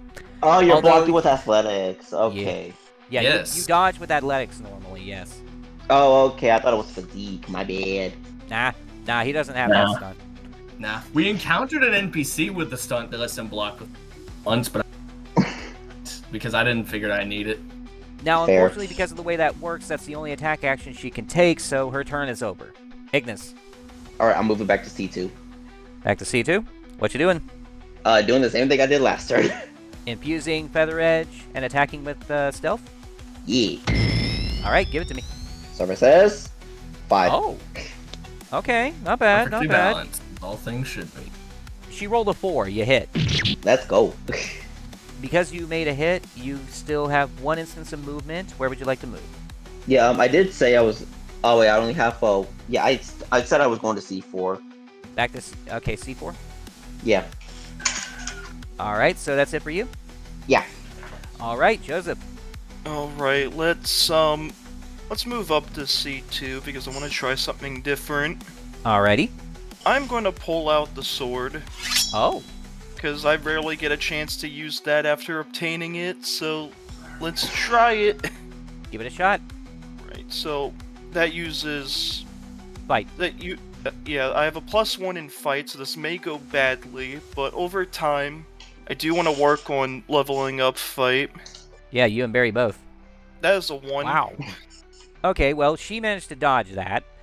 She sees the blade coming a mile away and manages to just step back enough to not get hit by it. Guys, I think we should stick to what we're good at. Yeah, probably. Well, All right, so well, much for trying God, to get if you some idiots god. lose because I didn't join the fight, I swear to God. All right, now it's her turn. So now she's going to take the car door and swing again. Barry, please dodge a... Oh, please dodge a 4. Oh, light work. Oh, You were saying? And instead of swinging an axe style this time, she turns it and hits you with its swatter style. You take 2 damage and you move back 1 zone. what? What? She hits you with a goddamn car door with enough effort to knock you back. I won I arm mean- wrestling against Tlaylock. And But don't she spars forget- with him regularly. Yeah, I was about to say, don't forget, she also pushed him back during. Man. Not to mention what was brought up earlier, the whole car feed, the lower, I mean, yeah, the back of it being primarily held down by you. Yeah. Yeah, that too. Yep. All right, so that's it for her turn. Barry, it's your turn. Okay. Yeah, I said we should probably stick to what we're good at. I'm gonna stand by that. I'm gonna move 1 space forward, back into the zone. And, you know, she's probably expecting the hammer hit again. She's like, And then I'm just gonna reach out and just grab her with my offhand. We're gonna Herculane and hold. All right. Get that physique roll, buddy. Oh. That's a 5. Perfectly balanced. Okay, you hit. All right, cool. That's 1 damage, and she is held. Yeah. That means she has to use her entire movement next turn because she only has 1 movement to try and escape. Yep. Let's see if she does. Yeah, she's not getting out of your physique. Yeah. There's no chance in hell. Not with a roll that bad. All right, you're up. Ignis. Okay. This time I'm gonna do thing a little bit different. I can infuse the arrows with fire, right? Yes, you can. Okay, in that case, we're gonna pull out the crossbow. All right. Do you have then- a shoot stat? I would hope you do if you're trying to cosplay as He gets to use stealth for his crossbow. Yeah, he's just limited on Fair. damage. I'm gonna infuse one of the arrows with fire. All right. Give me a shoot roll, buddy. Fire. All right. All right. A 4. Not bad. Oh, because she's held, he gets advantage. Oh wait, no, she has disadvantage on her defense. I had it the wrong way around. Yeah, no, she ain't dodging that. You crit. Let's go. All right, and And then I still have my 3 movements because I haven't moved from that spot yet. So, you know what? I'm gonna 100% move to A4 or 2 out of my 3 movements. A4. Yeah, All right.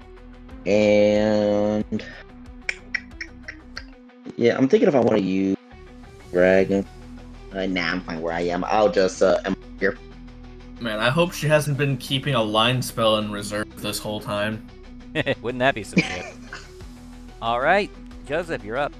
As much as I want to try to use the sword again, I want this fight to be over with. So I'm just going to pull back out the sniper. All right. And then I'm once again going to use infusion, putting me the 5 mana points. I'm going to use gray magic. Ooh. All right, give me a shot. That's another 9. Good God. Joseph just don't fail. Oh. I don't When's believe the it. last time we saw Joseph roll badly on on a shoot roll. You double critter. She collapses on the ground. You did just enough damage. Okay, first order of business. Get back her fucking door. No, I'm pretty sure the So the good news is she only managed to land 1 attack with the door, so for the most part, it's still in one piece. Thank goodness. All right, switching to be back. The One Piece is real? The one door is real. All right, so the fight is over. The challenge ring disintegrates into the open air again, and you are all still the legitimate holders of the Regalia, even those that didn't participate. yippee. Barry's gonna like extend a hand. Come on. Let us get you back to the hospital. She reluctantly accepts your offer to help her up and goes with you to the hospital. She'll actually have to sit in the back seat with Suba because that's the only place there's going to be enough room for her. Yeah. All right, so you guys are going to go in with her to the hospital, or you're just going to drop her off at the door? I mean, We're probably just gonna drop her off at the door. This is what I'm thinking. Barry's southern and polite though, and he feels a little bad beating the piss out of her, even though she quite literally asked for it. So you're going to walk her in at the very least? Yeah, probably at least, make sure she gets sat down somewhere. The doctors are gonna be so pissed. I hope healthcare in here is better than the US, or she's gonna be. I mean, it's like in the middle of the ocean, right? Yeah. It's probably some way between European and American healthcare systems. When you go in, it looks rather busy today. You see multiple nurses walking around much more often and quickly than before, and you're approached by 2 nurses, an alpaca man with short blonde hair and a scorpion man with a red-headed buzz cut, and they both immediately look at Jakira and recognize her. One of them even says, "Oh, twice in one day? That's a new one." What do you mean? Well, remember, she went to the hospital the first time Yeah, today. Yeah, Oh. I know that, but I feel like there's going to be a normal occurrence at this rate after what we did, so that line's not going to be a one and done deal. Probably not. Yeah, well, Well, you would know. be bringing people to the hospital before we just leave them on the street dying. So, the two of them walk over and take her off your hands and immediately start administering medical aid. And she reluctantly looks over at you guys and says, "Thank you, and I'm sorry." You know, ain't no worries with me. I mean, I'm still a little mad about the card, but like, I understand the sentiment. You know, feel like you got robbed. I sure hope you guys got insurance. I look at Ignis. Yeah, we do. Oh, sweet, you got the insurance? Hell yeah. Yeah, you got the insurance package. Well, I mean, Barry wasn't there at the time. Yeah, I so know. he didn't know. Which means you can just drive it right back onto the lot, and they'll repair for you right then and there. Dude, we literally bought the car like in game yesterday. We're gonna have to cash in on that insurance immediately. Not yesterday, same day. It's What? it was earlier today. What is that movie where the guy goes to a car rental lot and buys the most expensive car imaginable using somebody's stolen credit card, gives it every kind of benefits package imaginable, including the vehicle insurance. The car salesman is having a field day with this, and then the guy immediately drives it off the lot into the neighboring building, like on purpose to try and break in, and he just loses all enthusiasm. I think I've seen a clip as like a meme, but I don't know what movie that's from. But you know what I'm talking about. That's the important detail. We're gonna drive back to the lot, and he's gonna be like, I've seen this before. I don't know if it's the same movie, but I know there was another meme clip scene that has been trending where it's like the dude goes into a drive-thru and starts shouting at the top of his lungs as he orders an outrageous number of items. And even the cashier at the end is just like, when she gives a total, she just sounds scared out of her mind. Might be. Alright, so you guys are heading back to the car lot to get the car repaired then? Probably, yeah. We got no choice, we gotta fix that car door. Alright, well I think it's fair to say that after all of that, we'll officially enter into the afternoon phase of the day, since that fight didn't take very long.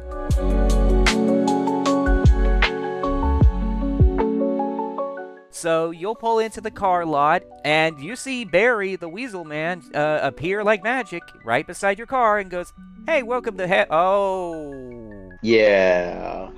So, long story short, we won a Regalia from Tlaloc.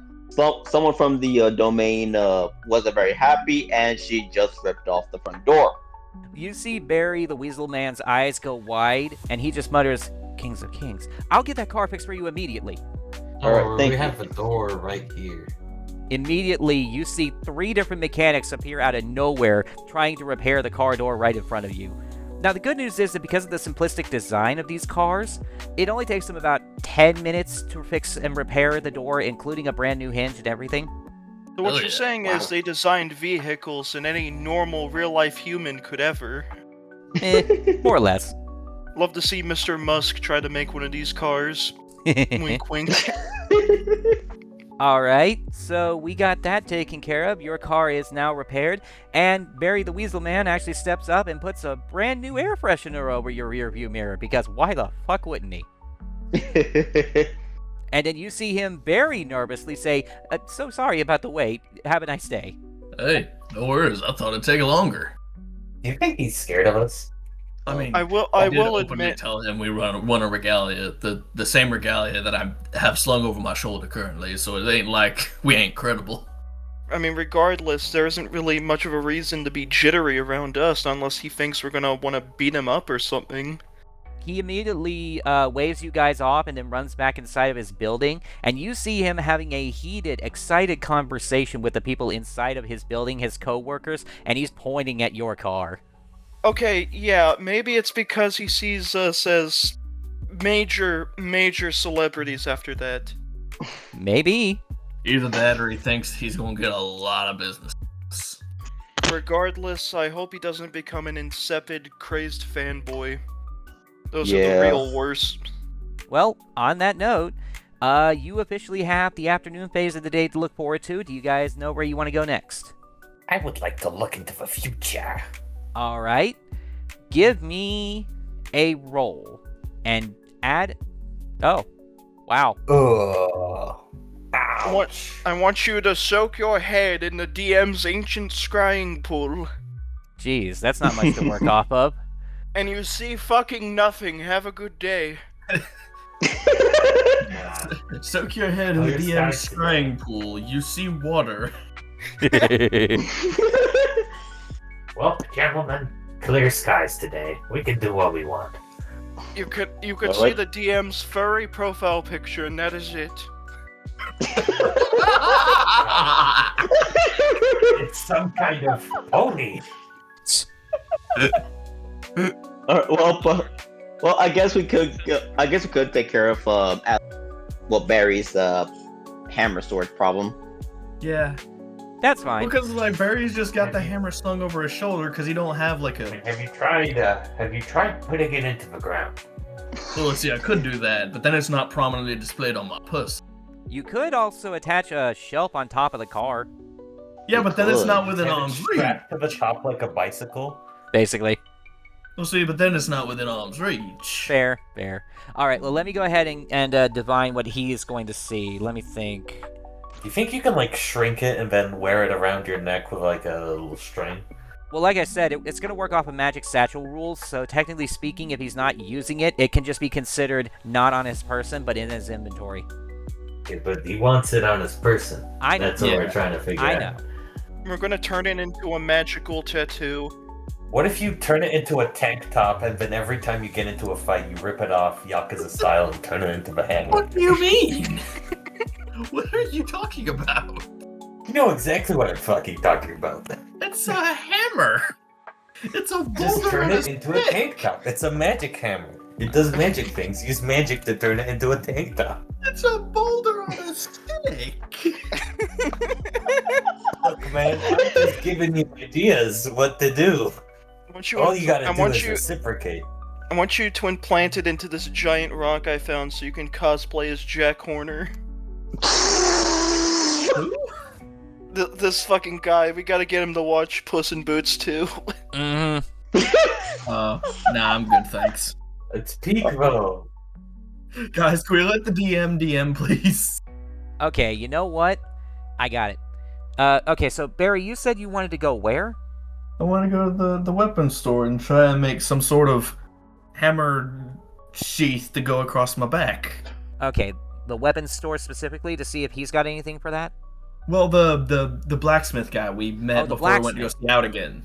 Okay, the blacks. Yeah, the dude we talked to about Joseph's sword. Yeah. Making sure, because you said weapons store. I wanted to make sure. Did I say that? I meant blacksmith. That's my bad. Nah, it's fine. Oh, by the way, that reminds me. I'm looking through the NPC list. Have you guys seen the new updated NPC list that we have in the game?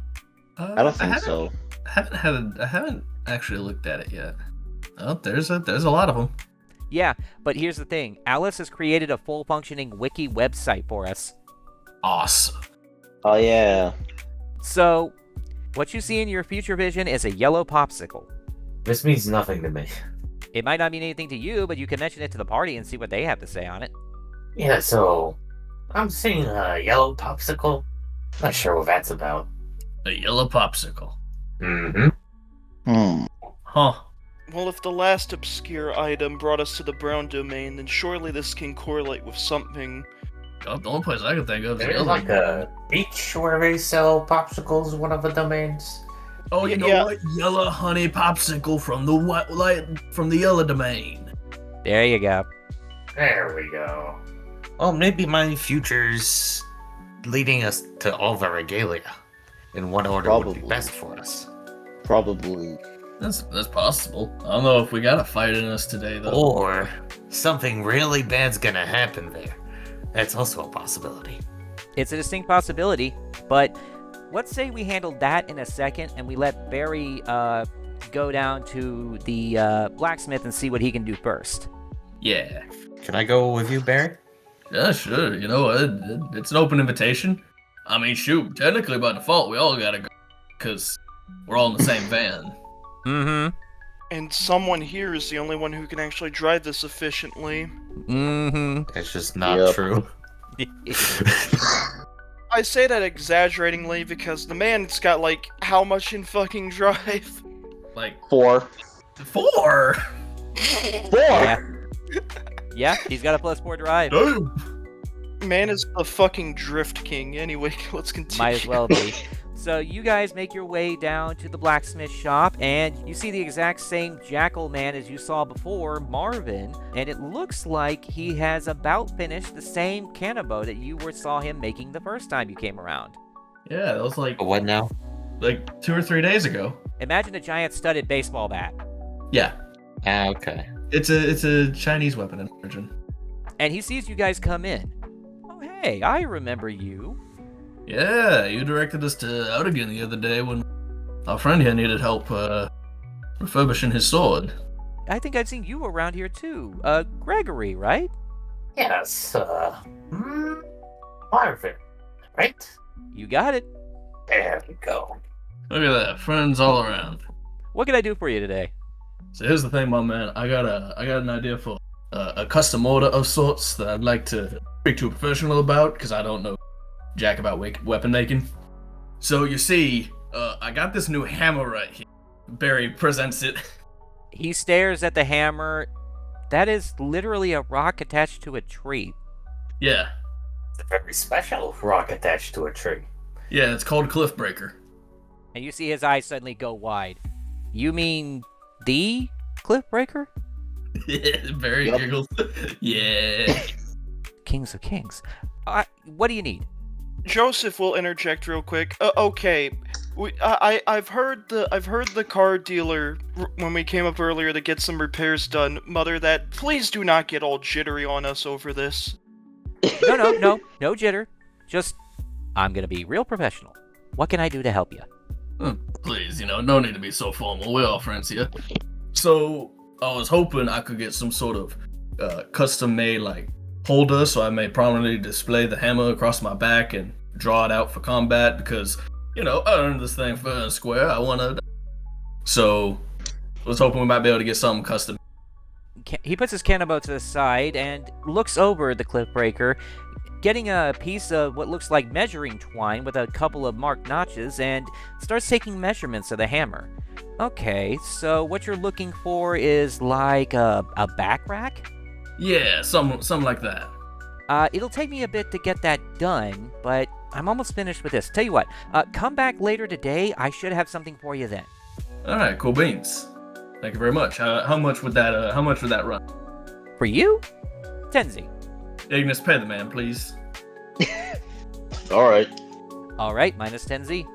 Well, I Yeah, don't. where's my character sheet?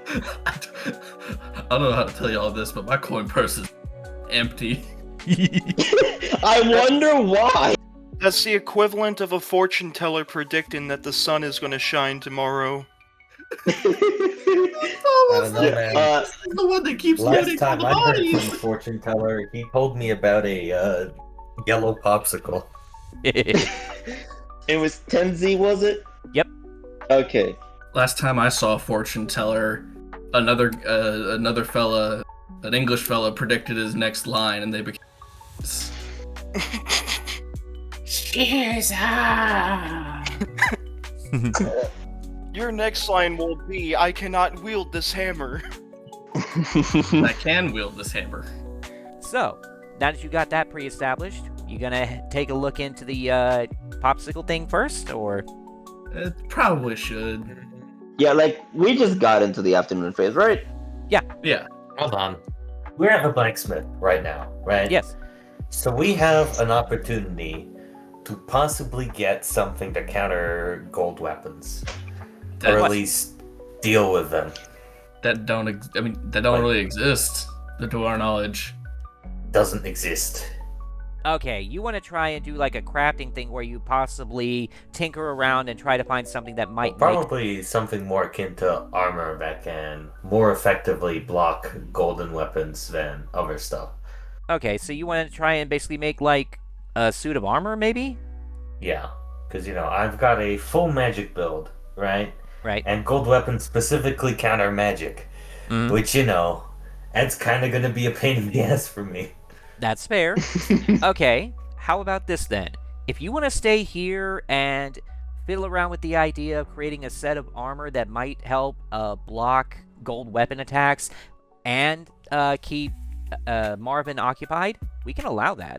Okay, I would like that, please. All right. Then we'll let you do that, and the other 3 can go down and check out what this whole yellow popsicle thing is all about. Does that sound fair? I mean, also Yep. as well, if he does succeed with that experiment, or like a prototype, it could help the rest of us in the long run. It could. Yeah. True. So then that sounds like a plan. Yeah. All right, Gregory will use his tinkering abilities to see if he can create something that could theoretically help with the issues of gold weapons, and Barry, Joseph, and Ignis are going to go to the Yellow Demesne? Yeah. What it sounds like. All right, so hop back in your car, head down to the Yellow Demesne. Takes all of 5 minutes now that you're behind the wheel. Can we have a small conversation while in the car? Absolutely. So Barry's gonna like kind of pipe up during the car ride. You know, we've talked to 2 individuals since we got this regalia, and you know, they got on their P's and Q's really quickly. Yeah. You know, it just kind of puts things into perspective in a way. You know, I understand their people are going to look at us differently now. I understand their perspective, what with the whole thing around these regalias, but not exactly a fan of everyone I talk to being all jittery, especially if it's a casual conversation. I mean, we might have to get used to it. We might not have casual conversations no more. Yeah. Well, not so long as you keep broadcasting it anyways. Oh, true. I Also, mean, the Barry main- is still set on prominently displaying it, and anyone that's been to the has probably seen Cliffbreak. More than likely. But also the other thing as well that I'm a bit worried about is that word tends to spread, and it seems to be the case here especially, and we're basically painting a target on our backs for more marauders to swarm in, keep us occupied as other parts of their group go and do other things. I mean, yeah, but it was kind of going to happen regardless, because, you know, a regalia gets one, people are going to know, regardless if we told anyone or not. Like, you saw the size of that. That's what I meant by word goes along yeah. really quickly. My mistake, I'm sorry. But also, I was very much happy with the Marauders just being a sort of one-time incursion a day. Though if we keep painting this target, it's going to be hard for us to do our jobs. And after needing to catch a literal tomahawk the last time we had to fight them, which could have been embedded in someone's skull, mind you, I don't think I want to endanger any more civilians that we happen to come across, and we're just at the right place at the wrong time. Well, I will also bring up, in a way, it's almost a blessing in disguise. Because if marauders come to us with the intention of keeping us busy, if we make it a challenge, the challenge ring would protect any outside view. We would also be losing the regalia if we were to lose. Well, it's a good thing we ain't lost yet. True, but for all we know, there could be stronger marauders. That's the thing. And also, if you do remember, challenge or not, I don't think we're exactly allowed to just be fighting marauders out in the open because vigilantism, as they called it.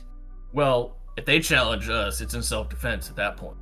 We just can't be proactive. We're kind of on the defensive right now. Yeah. Yeah, but sometimes the law books be a bit fucky, and I would know about that one especially. While that is true, between 2 out of the 3 of the head Thunder Force commanders being on our side, you know, in spirit, if not, you know, directly, and then we're also with Chimo, we probably have a little bit more wiggle room than the word of the law would otherwise intend. Though I will admit, as concerning as possible increase in marauder activity can get, actually has a bit of a thrill to it that I haven't really felt in a while. Look at you being happy about something. I mean, you smash in the heads of a few monsters here and there, bad people especially falling under that category, well, you tend to get a bit of a hype thrill about it. Now, though it's now starting to remind me of my more exhilarating missions, if I can say that. Well, you know, that potion did bring you back to your prime days, so maybe it's just a bit of the mindset coming back, when you weren't so damn depressed all the time. Hey, I may have a lot of, and I do mean a lot of baggage, but being around you all for a few days did also make me come to terms with the fact that, yeah, a lot of shit did suck back then for me, but I wouldn't exactly be here if there wasn't any good things to look back on. I love that this is just, hey guys, thanks for helping me with my mental issue. My man, we met a week ago. And in a single week, you've done more for his mental stability than therapists in 90 years of wartime. You've done more for his mental stability than the goddamn U.S. government. I hope you're aware of that. Not a high That's bar. not a very high bar, to be fair. Yeah. Alright, so by now we can say that you've officially pulled in to the entryway of the Yellow Demesne, and when you pull in, there's a ton of other vehicles sitting around. Oh. Well, no. Nanashi, what day is it today, in-game? Today is Tuesday. Today is Tuesday. Well, it's not the weekend, so it couldn't be one of Zahir's regulars. Clearly not. There must be something else going on. Well, we're going to find out. Yep. Regardless if Gregory's predictions are anything to go off of, there's definitely some activity here regardless. Yeah. Yeah. Hey, we left Greg one of the walkie-talkies. I sure hope so. If I recall correctly, you never took the one you gave him back. Yeah. No, so the one we gave him for recon purposes, so we can still communicate with it. Yeah. So long as you're not inside the gateway. Yeah, but, well, yeah. Before we go in the gateway, can we just give him, like, a quick test ring? Go right ahead. Hello? Hello? Gregory, come in. Hello? Well, I just wanted to give this thing a quick test ring. Make sure it works. Once we go beyond the gate, you won't be able to contact us unless you as well enter, but your prediction, as vague and weird as it was, seems to be very accurate because there's a lot of activity here. Happens more often than you think. Well, as vague and as weird as they are, at least we know they'll come in real handy. Have fun in there. Oh, this is my favorite domain. I'm gonna have a blast. Before we do go in, Joseph will say a bit loud enough for everyone to hear, as he basically mutters, "This is why you never underestimate a seemingly useless talent someone has." Okay, so we could use this opportunity to make me do whatever I'm supposed to be doing in the blacksmith. Sure, we can do that. So essentially what you're trying to do is just create literally any type of defensive armor of any kind that you can think of that might help you avoid hits from the gold weapons. Correct. Okay. Even if it's a prototype work in progress, it will be a lot more done than apparently in lore, so... Yeah. So go ahead and give me a craft roll. Okay, I would like to add I'm probably gonna be adding a +2 with technical tinker for presumably obvious reasons later. Sure. We can go ahead for and now, just it's say a you're going to do platform. that. Yeah. Okay. All right. Give me that roll. Come on. Oh. Yes. Fuck yeah. Okay. So, through your tinkering and messing around with the supplies you have on hand, thanks to the blacksmith's abundance of spare metal, you are going to be crafting what is essentially a type of chest plate armor. Now, because you've seen how gold weapons look, because Ignis carries one, you know that these things are not exactly, what's the nice way to say this, smooth? They look like chunks of gold and steel just attached to a handle. So, what you're essentially trying to do is create an armor that can account for both a weapon impact and a bladed edge of some sort, just to be on the safe side. So we're going to say you created a studded chest piece. Unbelievable goat right there. What I'm going to say is that since he rolled a 5, he made one for each of you. Fuck yeah. Unbelievable goat right there. Yeah, really good roll. Not going to let that go unrewarded. Let's go. I will work out the details of what exactly it functionally does later, since it's not going to be used in this particular session, so we will get back to that in a bit. But you definitely succeeded well beyond my expectations, especially compared to last session where you rolled a -3. See, you didn't have to bring that up. No, I'm saying clearly you're doing better this time around. Wonderful, wonderful, wonderful. You love to see it. Matter of fact, as long as you're there anyways, maybe you can help Marvin with the back rack that he's making for Barry. Sure. Of course I will. All right. Then we'll say between the two of you, you'll definitely have something finished by the time they get back. Okay, wonderful. And with a tinkering roll like that, I'll even imply that too. Fantastic. Hey, we can communicate with the walkies. So as soon as it's finished, Well, you we can contact can't. us. We went into the thingy. Oh, yeah, true. You guys went Never into mind. the gate, so you can't say that. But the second you guys come out, he'll communicate with you that he has something waiting for you guys. I created one piece of armor and then my toast. Funny. Okay, so I do have a question. How does one go about acquiring a war banner? That is an interesting question. A war banner is a type of enchanted item. You would need to go to the local enchanter to find one. Mm-hmm. And I'm guessing by the time I'm done with all my stuff, it's going to be the evening phase. So it's probably something I'm going to have to look into on the next day. Or you could look into it on the way to the concert that Ignis wants to go to, since it's in the business district and you have a car. Yeah. That does sound good. Yeah, there you go. So it sounds like the schedule from here will be they do whatever's going on in the Yellow Demesne, they pick you up, you guys go down to check out the Enchanter, and then head down to the Pink Demesne. Hell yeah. But yeah, so we'll go ahead and get back into this. So upon returning to the Yellow Beach Demesne, you see everything is pretty much the same. The beach is still its golden yellow sandy hue, the waves are still rolling, and the boardwalk is still full of open and busy businesses. But unlike before, you see a huge line of people on the boardwalk, all sitting on the edge and facing out to the ocean. And many of them are carrying foam fingers, yellow flags, noise sticks, and they're all seeming to be eating yellow popsicles. His prediction was accurate. Wonder what the occasion is. Joseph will lean his head slightly upward. There's something rumbling. Do you all hear that? It sounds like it's approaching rapidly as well. You see, in the distance farther down toward the far end of the beach, you see several objects approaching, each one rumbling with the sound of a noise you all recognize after a moment as an electric engine. Huh. Now, it takes a few moments, but you finally recognize the objects as dune buggies, and there are roughly a dozen in different colors driving across the sand headed right for the populated area beside the boardwalk. Do we think that's concerning at all? And the one in front is a yellow buggy with the letters ZO on the front. Never mind, I'm no longer concerned. Oh yes, get into the body odor van.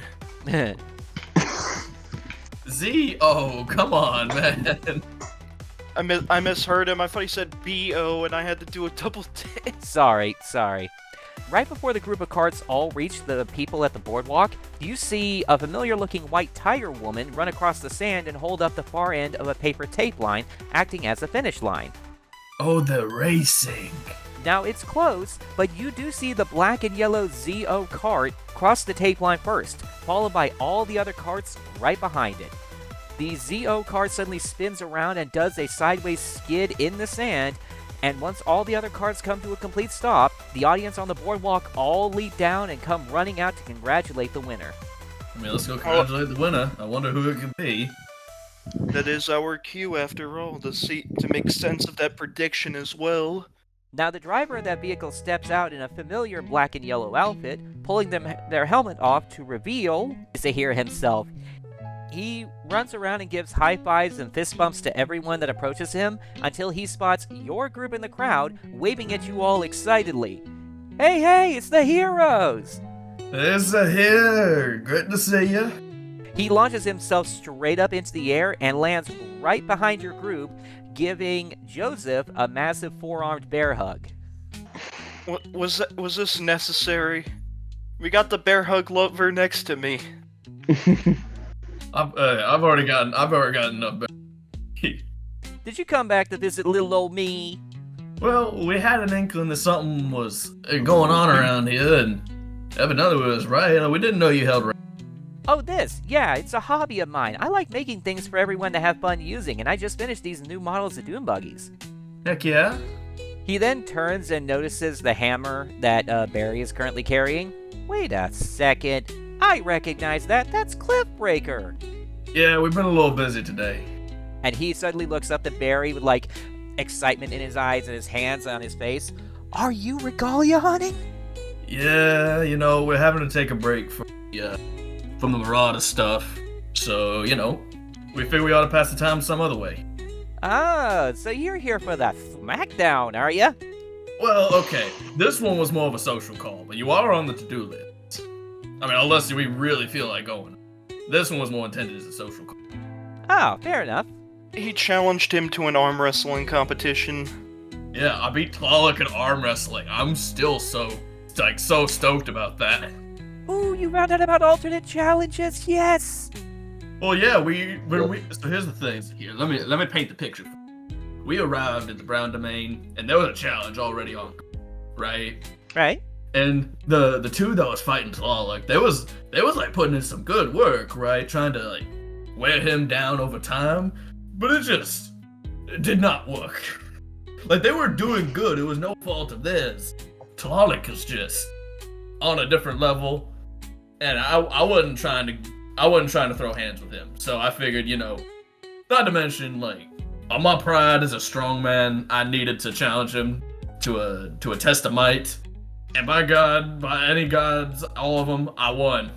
Well, in all fairness to the two that challenged him before, they did have the right idea, but there were some faults in the execution that I could at least note down, especially the gunplay. Ooh, yeah, guns not so good. I mean, yes, but as good as you are with a gun, you could find anyone's gunplay. We could have an alternate challenge of our own. What do you have in mind? He just slowly turns around and looks at the Doom buggies with a big old grin. Oh. This could be a thing for Ignis, because he's got +4 in drive, if that's what we're going off of. What a coincidence! Please tell me the car is at least on. God damn it, he planned all of this. Please tell me the car is at least on. The cars are already running. Nanashi, that brings up an important question, though. Because if we take this and we win, Gregory's not here right now. Does he always having acquired the Regalia if he ain't physically? I really don't mind not having acquired the Regalia. Here's what we can do. You would physically need to be touching the Regalia at the same time in order to become an official holder. What we can do is, if you do manage to win this, you can have him come with you so that Gregory can also be a part of that. Okay. Yeah. Yeah, I mean, there's nothing saying he has to stay here. If anything, he'll want to meet Gregory anyways. Yeah, fair enough. Well, I mean, shoot, honestly, I wouldn't mind just going on a race for the fun of it, but we can make a challenge in the process. You do Kill two kill birds with one stone here. Better than being the shit out of each other, although probably not as much fun to watch. Yeah, probably. So you guys interested in doing that then? Yeah, sure. Alright, and I'd say Barry's gonna do it just for the fun of it, even though he knows win the race. Alright then. Well, as it happens, there is a dozen different cars, one of which is yellow, which is clearly gonna belong to Zahir, and Yeah. I guess we'll find a red one for Ignis, and how about a brown one for Barry? Yeah, probably. Joseph is just gonna stand to the side and watch this all play out. Fair enough. I see, you don't have to do that. You've got a gun. Hey. Listen, if we get to an alternate challenge that requires gunplay and aiming, or delves into psychological based stuff, Joseph is gonna be there all the way. Joseph, shoot his wheels. Well, as it happens, if you come across a challenge where people are better off at long range, an alternate challenge involving gunplay or anything else at range might not be the worst idea. Honestly, that could be what we do for Corentin if we ever find his Regalia. What, like target practice? Yeah, like who's more accurate over the longest range. Not a bad idea. Because I'm gonna be real here, Chief, looking at the Regalia weapons, I only see, 2 or 3 that Joseph would actually be interested in, using. And that's, obviously the twin pistols, obviously the bow and arrow, and maybe the scythe, because he is delving into gray magic territory alongside orange and violet. We'll see what happens. As you see more of them, your opinions of what they do and what they are might change. Yeah. Yeah. But in the meantime, When Zahir understands that you guys are interested in accepting such a challenge, he suddenly bolts up into the open air, and as loudly as he can, he declares, "Attention, Crusaders! We have been blessed by a return appearance of the heroes, and they are here to take on DJ Zahir on Larla in an official challenge!" And everyone in the audience is just exploding with cheer. Ignis is gonna turn to the other two. Is it alright if I say the words? Yeah, no, I honestly think you should, because you're our one hope of winning this. And I'm just here for support on the sidelines. The Mhm. most I've ever driven was a tank on the battlefield, and well, that brings up a lot of cool action stories I'll probably tell later. Fair enough. You drove a tank? Wouldn't even be the craziest thing you'd hear from me. But like I said, we'll get into that later if you're interested still. Alright, so you see Zahir float down, and all of a sudden he pulls his arms back out, and he's got the Nova Knuckles on his arms. While he's floating back down to meet you guys, you see a group of people pushing 4 carts up to a certain point next to each other. And Zahir just grins. Now, it wouldn't exactly be much fun if it was a 2v1, so how about we make it double or nothing? And you see him suddenly clap his hands, and another Zahir appears right next to him. So this is going to be a 2v2 race, and it's going to be a best of 5 roll-up, just like before. Well, no. Huh. Alright, fair play to you. I'm down. I want all of Okay. the racers to turn on Speed World 2 and proceed to set their dual discs on. You know, the funny part is, if that was a thing here, he could probably make that. He is the tech whiz of the island. Yeah? We're gonna go back to And- Conroy, the literal nerd of the Domain Masters, and ask him, "Can you please tell your brother all about turbo dueling from back on the home?" Card games on motorcycles. What a Basic- revolutionary idea. motorcycles. I'll do you one better. Card games on go-karts, baby. Alright, so you see the 2 Zahirs hop into 2 vehicles, one of which is going to be yellow, and the other which is going to be white. And you see, next to the white one, Barry recognizes a familiar-looking white tiger woman polishing the side of the vehicle. Yeah.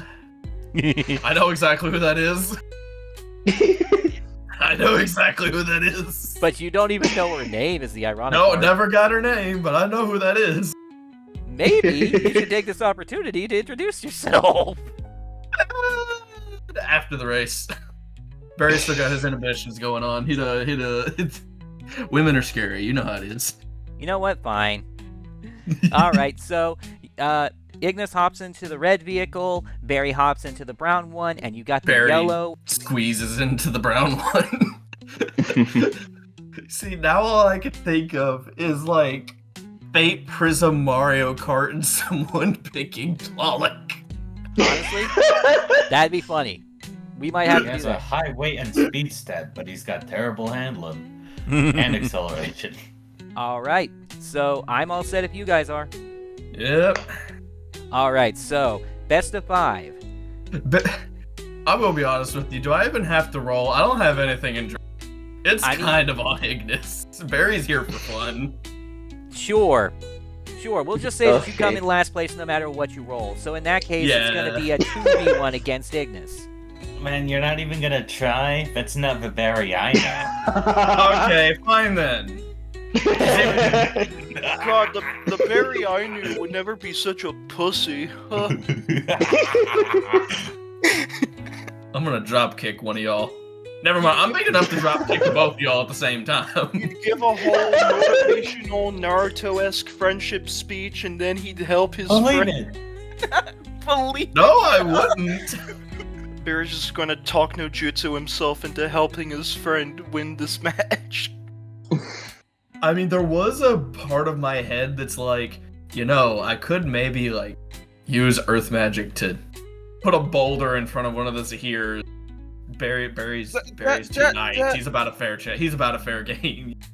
That is what I was about to ask, because so far magic has only been used to like even out like the playing field, like 2v2 now. What about during the actual race on the track? I don't think that's allowed. Probably not. Alright. Zahir, I challenge thee. From Zahir's feet, you see a yellow ring expand outward and reach its apex at about 50 feet wide. And you see Zahir suddenly declare, the challenge is a race to the edge of the beach and back. 1 lap.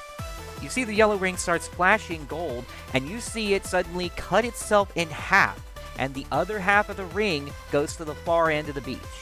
Gold mode initiated. So what happens here is that domain masters have the ability to modify the ring itself so long as they have their Regalia in hand to do it. And from here, the race begins. Beep. Alright, so go ahead and give me a drive roll, Ignis. Alright. Better be a good roller. We're gonna disown you. I sure hope so. Oh, It's a 6. alright. Oh, shit. Now, based on your initial rolls, Ignis actually ended up going into the first, followed by one of the Zahirs, then the other, and Barry in last. Alright, so I need you guys to give me another drive roll to see if you can maintain this. Sure, I'll do it. I'll do it for the funny. I'm gonna Yep. be I got a 3. I'm gonna be Mr. Evil DM and drop a blue shell out of the blue on Ignis.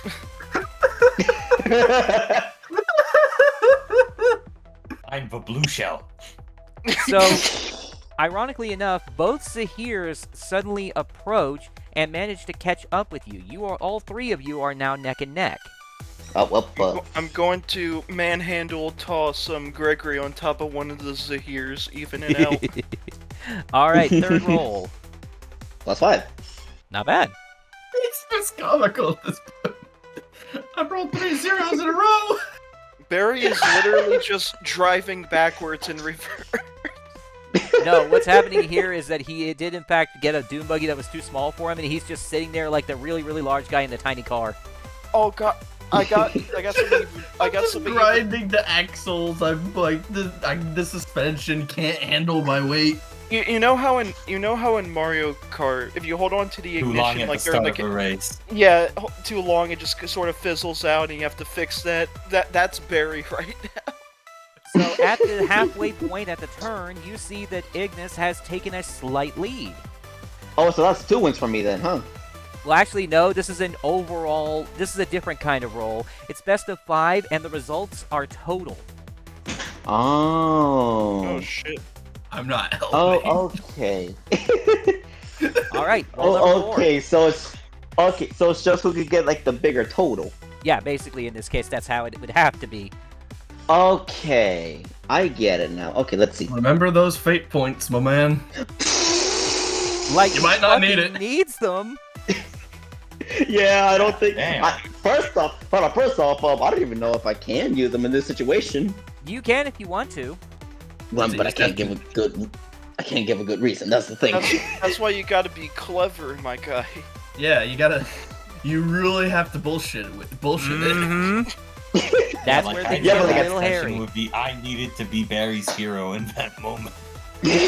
Yeah, but like I might not even need them at this point. Ignis, you pulled ahead a significantly larger amount. Let's go. One more roll. Can Barry What get is this? on the board? No! I'm I putting. totaled out to a -1 across this entire endeavor. Okay, that's At it. this point, he's been revving the Dune Buggy so much that he's slowly digging himself into a hole. Yeah, I've literally stalled out the engine. I haven't moved. All right, that's it. The Principal crowd's DM. booing you. All right, Principal DM Nanashi, I want you to put a nail strip across the racetrack. Hardy Stop hard. this man. Alright. It looks a little close at first, but Ignis manages to come in first place. Let's go. Damn. I didn't think Drive would pay off this much, but here we are. This is where Woo! alternate challenges really come into play for people who chose outlier skills. Like, Barry, he chose a report skill. If there's ever an alternate challenge that requires vocally, like, talking to people or singing or anything like that, he could do that. If there's a challenge involving being faster than other people, you can do that. I just imagine like this like Ignis doing this after the race. Which is perfectly fine. You do that, and you stop just at the inner wall of the golden circle's bottom half. I was about to say that as a joke. Yeah, Ignis is definitely going to do the Akira slide after this. No doubt. Dial on them. Exactly. And you see Zahir hop right back out of his... Both Zahirs hop right back out of their cars, actually.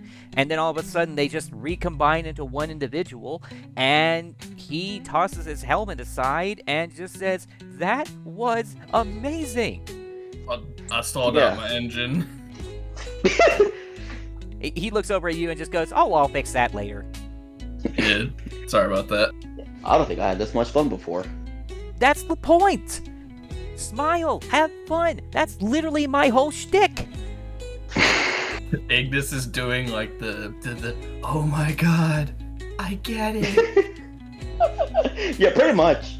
And now that you have beaten Zahir in a non-combat challenge, I'm dropping in his character sheet as well.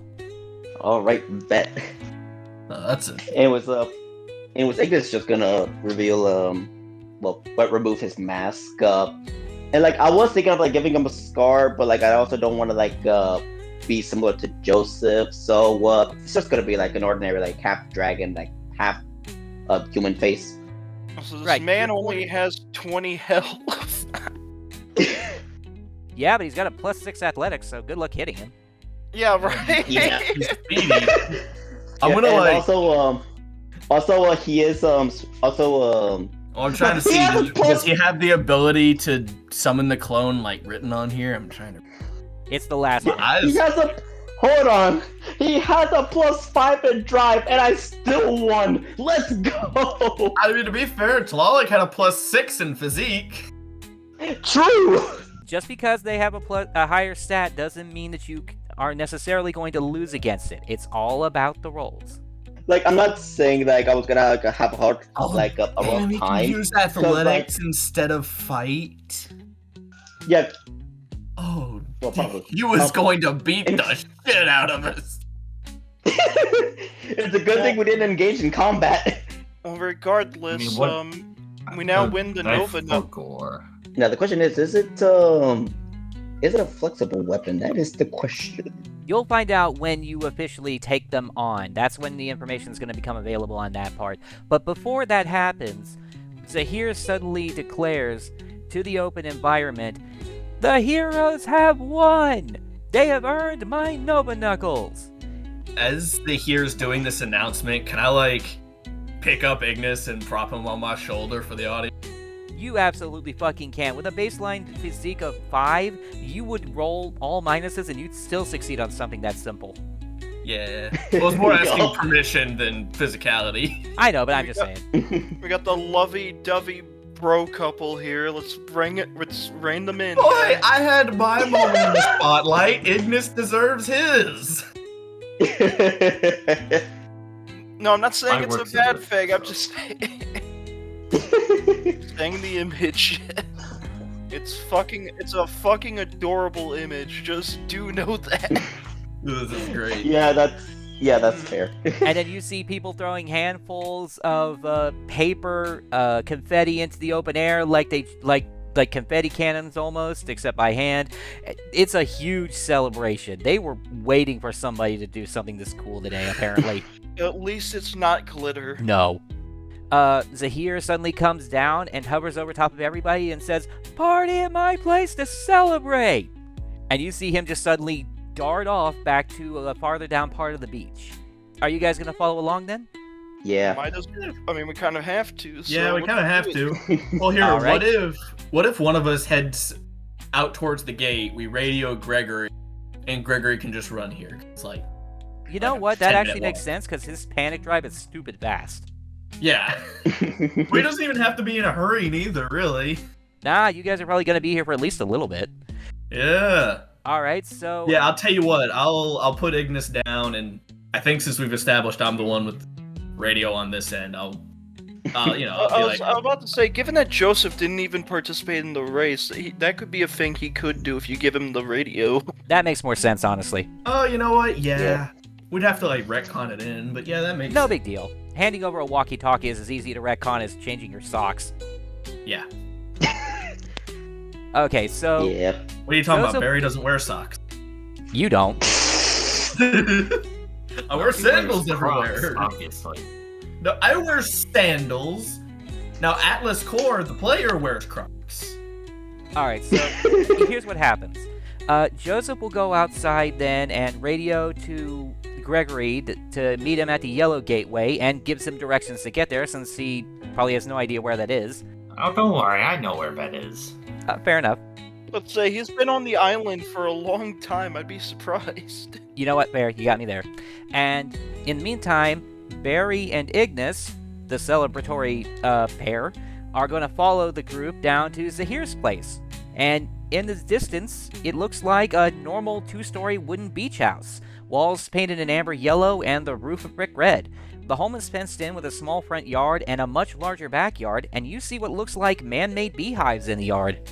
Well, that explains all the honey, don't it? Yeah.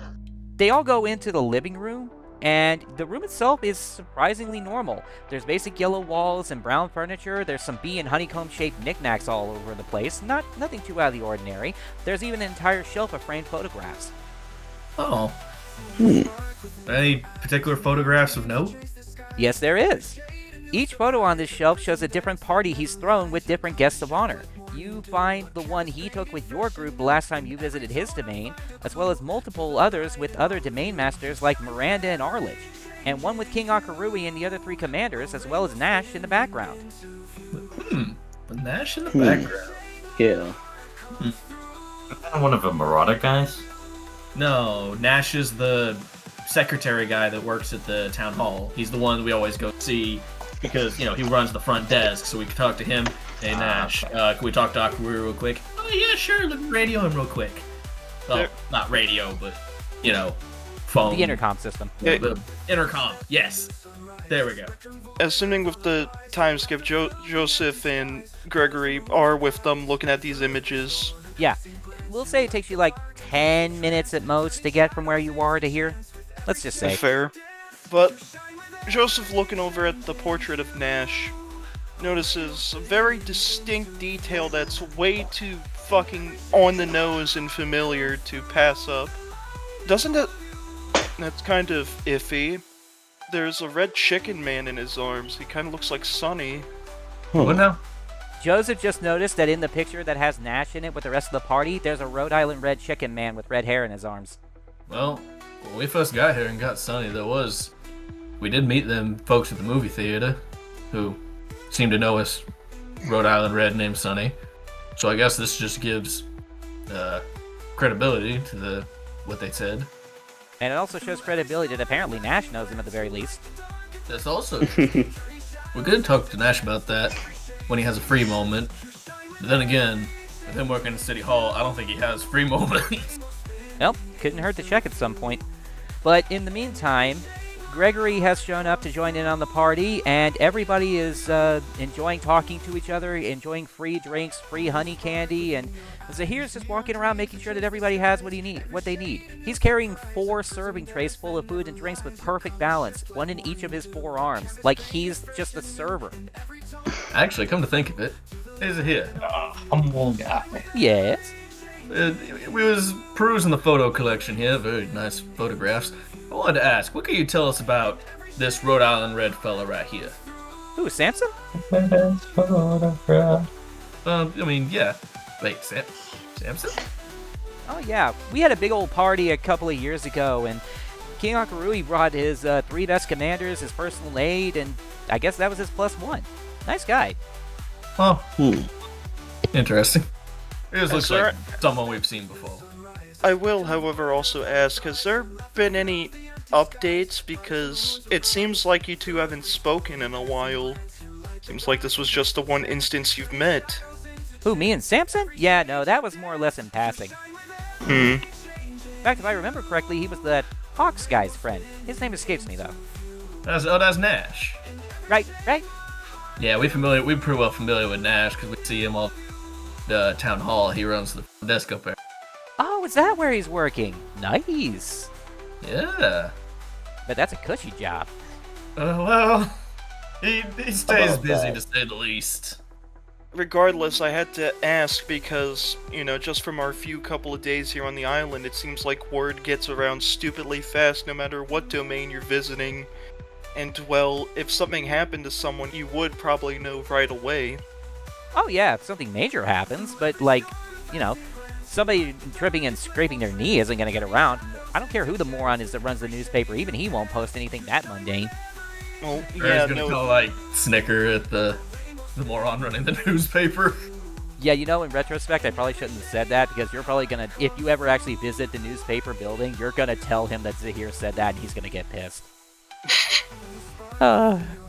Problems for a later day.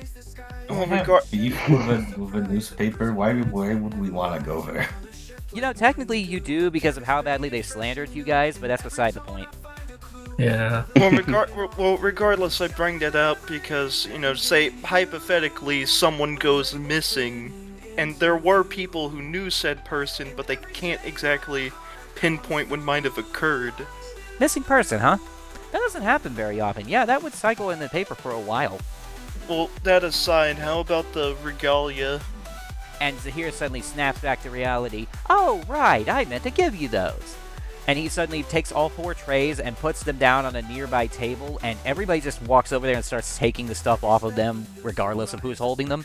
In the meantime, he pulls out his 2 gauntlets, and holds them out to your group of 4. Grab them at the same time.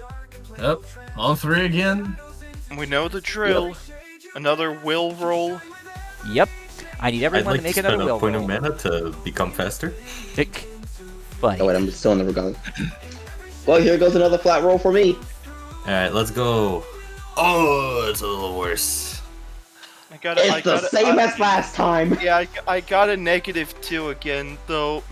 I'm kind of tempted to use one of my 1 fate points since we're nearing the end of this session, so... You're welcome to do so if you can think of any reason that might actually work here. You're gonna Well, have the to get real problem- fucking esoteric. Well, I will say the problem with that is we still have half of the end game to get through. That is true. Yeah. Know what I can heal myself later. I can suck it up and take another 2 damage because I now have 20 HP. That is true. So, once again, your bodies are reacting to the raw power of the Regalia as you attempt to claim it. And everything around you suddenly becomes blindingly bright. The lights around you, the reflections in the people's eyes, even your own eyelids have become too bright while they remain closed. You are suddenly grabbed in the most painful bone-breaking bear hug you have ever felt, dealing damage equal to the minuses that anybody here made if they failed their rolls, before suddenly being flung into the open air, landing in a pile of sand. Now the world around you has shifted again. You are now sitting on a small, empty beach, staring at the sun as it slowly rises over the edge of the waves. Zahir flops down on the sand right beside you, giggling happily. It's beautiful, isn't it? Yeah. Yeah. We're doing the mind Indeed. illusion, the this ain't real thing again, aren't we? Yep, you guys are getting adjusted to my Regalia, filled with the magic of light. Heck, you're getting the raw concept of all thrown into you. All that you see, hear, smell, taste, feel, and beyond that. And now, it's tied to your sense of joy.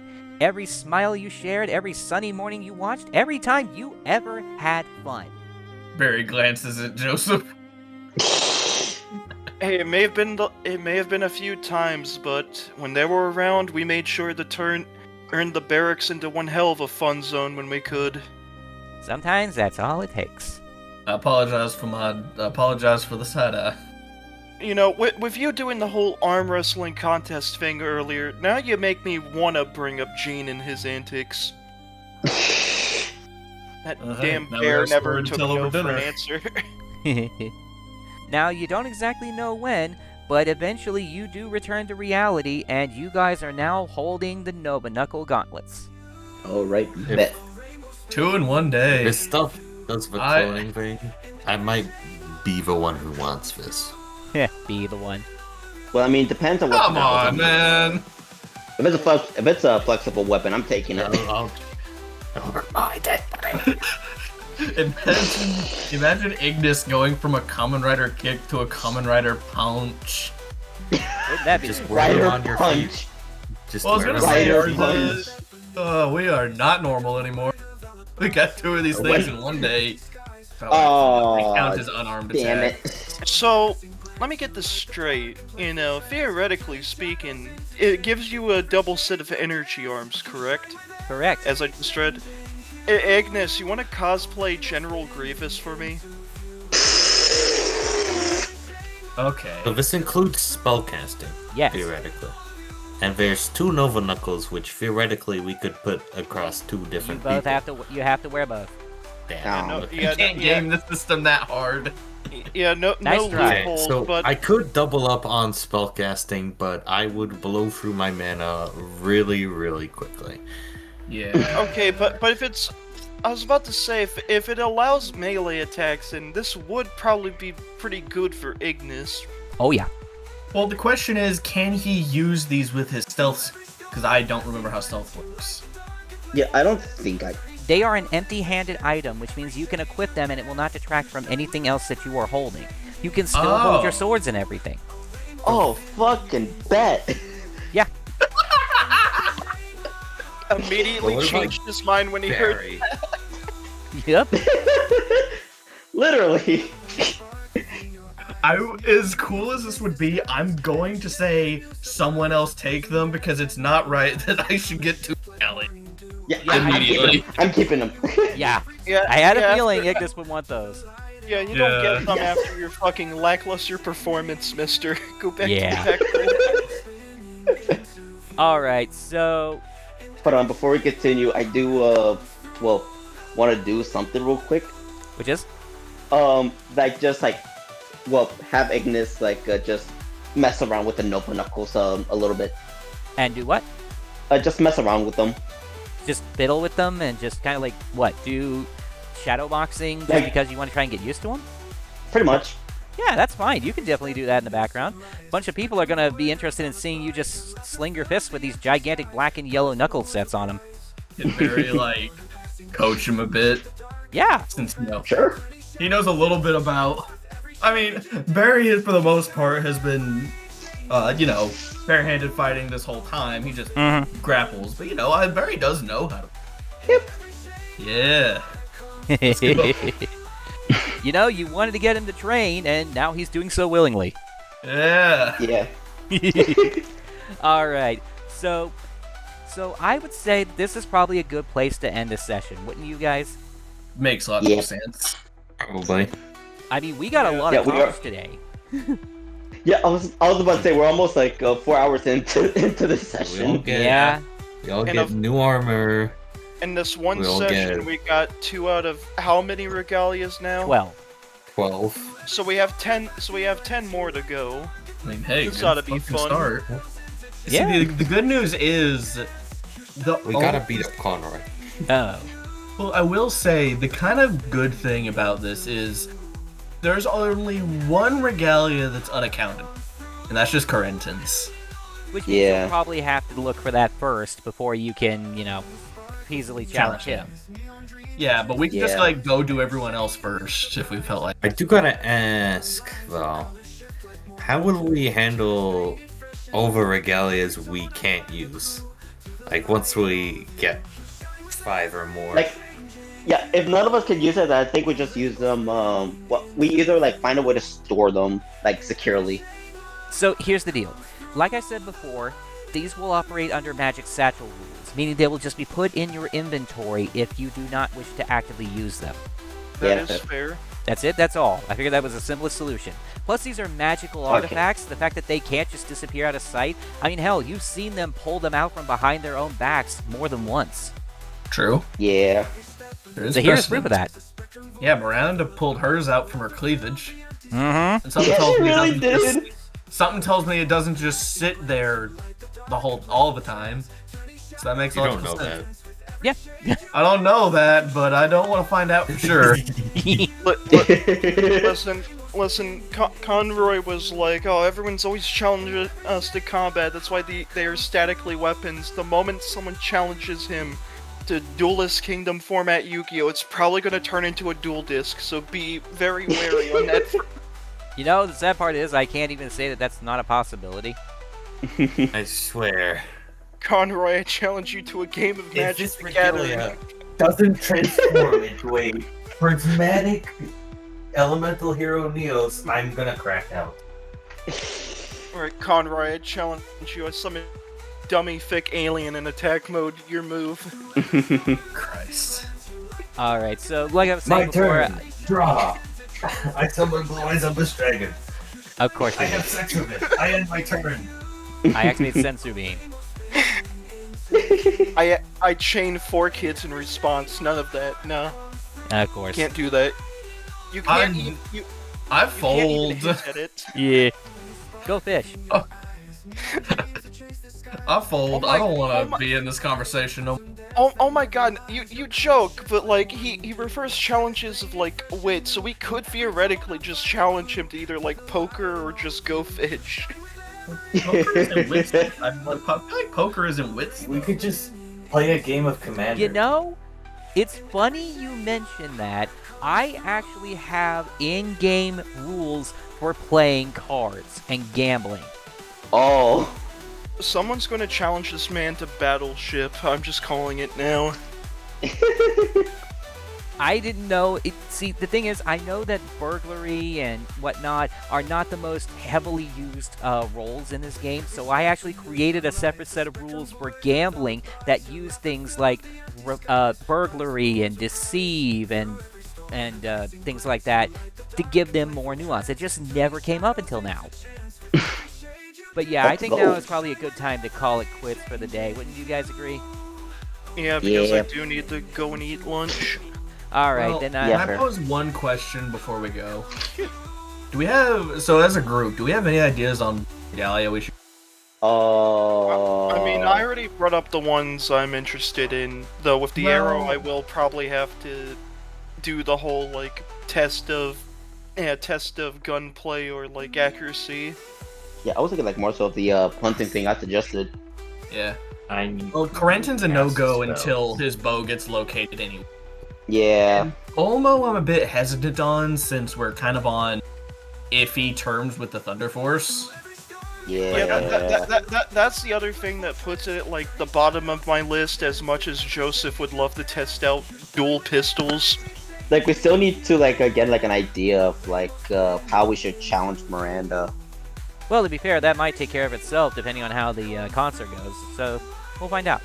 I'm trying to Yeah. think of a challenge for Thanatos because I feel like once again, like I said, Joseph would probably want the scythe. We could try I and mean, get you Whitaker's Kodachi. That's true. Oh yeah, Mhm. oh yeah, that is another thing he could also get because he's already got the Chinese sword from a friend of his. So I mean, that'd be good for Ignis or Joseph. Both are. Honestly, By I'm law. looking forward to seeing what you guys could theoretically do for Doran's tie turner. I was That's gonna gonna be joke fun. challenge him to surfing, but I don't think he surfs. I think he just swims. And let's be honest, the entire time that you guys were in the ocean domain the first time, there wasn't a lot of waves. Yeah, Yeah. that's actually We a fair should- point. What are we? What could we do for? We Doran? should challenge Conroy to Scrabble. the DM pans the view to like the online sim of Scrabble for us to play with Conroy. But you see, that's where the trick lies. We're gonna be doing this in Polish. Oh You think Conroy no. doesn't Conroy speak probably Polish? knows Oh. Polish. Zobaczymy. I feel like Conroy would be the one domain master to know like every language chief. I don't know about that. Oh, you know? Oh, I was gonna He say, knows you know Polish, what? but not if he doesn't. I was gonna say we could go do Akarui and try and get the crisscross, but No, he's I think very busy as the king of Diadem. yeah, and also if he also won a Regalia, then like I think it's best to keep him like till like at the very least second half. Him and his team like barely won against the goddamn War of Attrition fella, all about healing magic. So You Yeah. gotta know that with that kind of an experience under his belt, he's probably geared for war if anybody tries to take it from him. Yeah, that would. Yeah. That's why there's not gonna be a war. We're not gonna fight him, probably. I'm gonna tell you right now, there's a very strong possibility that if you want to try and get it from him, he's probably just gonna challenge you to a fight. He's Yeah. he just wants the fight. He's More like like he Gollum. fought to earn it, and he refuses to give it up without a fight. Touche. Listen, he's like Gollum. He's got to guard his precious before we throw it into the volcano. Alright, it's getting pretty late in the afternoon. I'm gonna hop off. This has been a lot of fun. I hope you guys have enjoyed this one. Same. Yeah. I will see you all. See you guys next time. Bye-bye. Next week. Bye bye. Bye bye. Bye. Bye bye.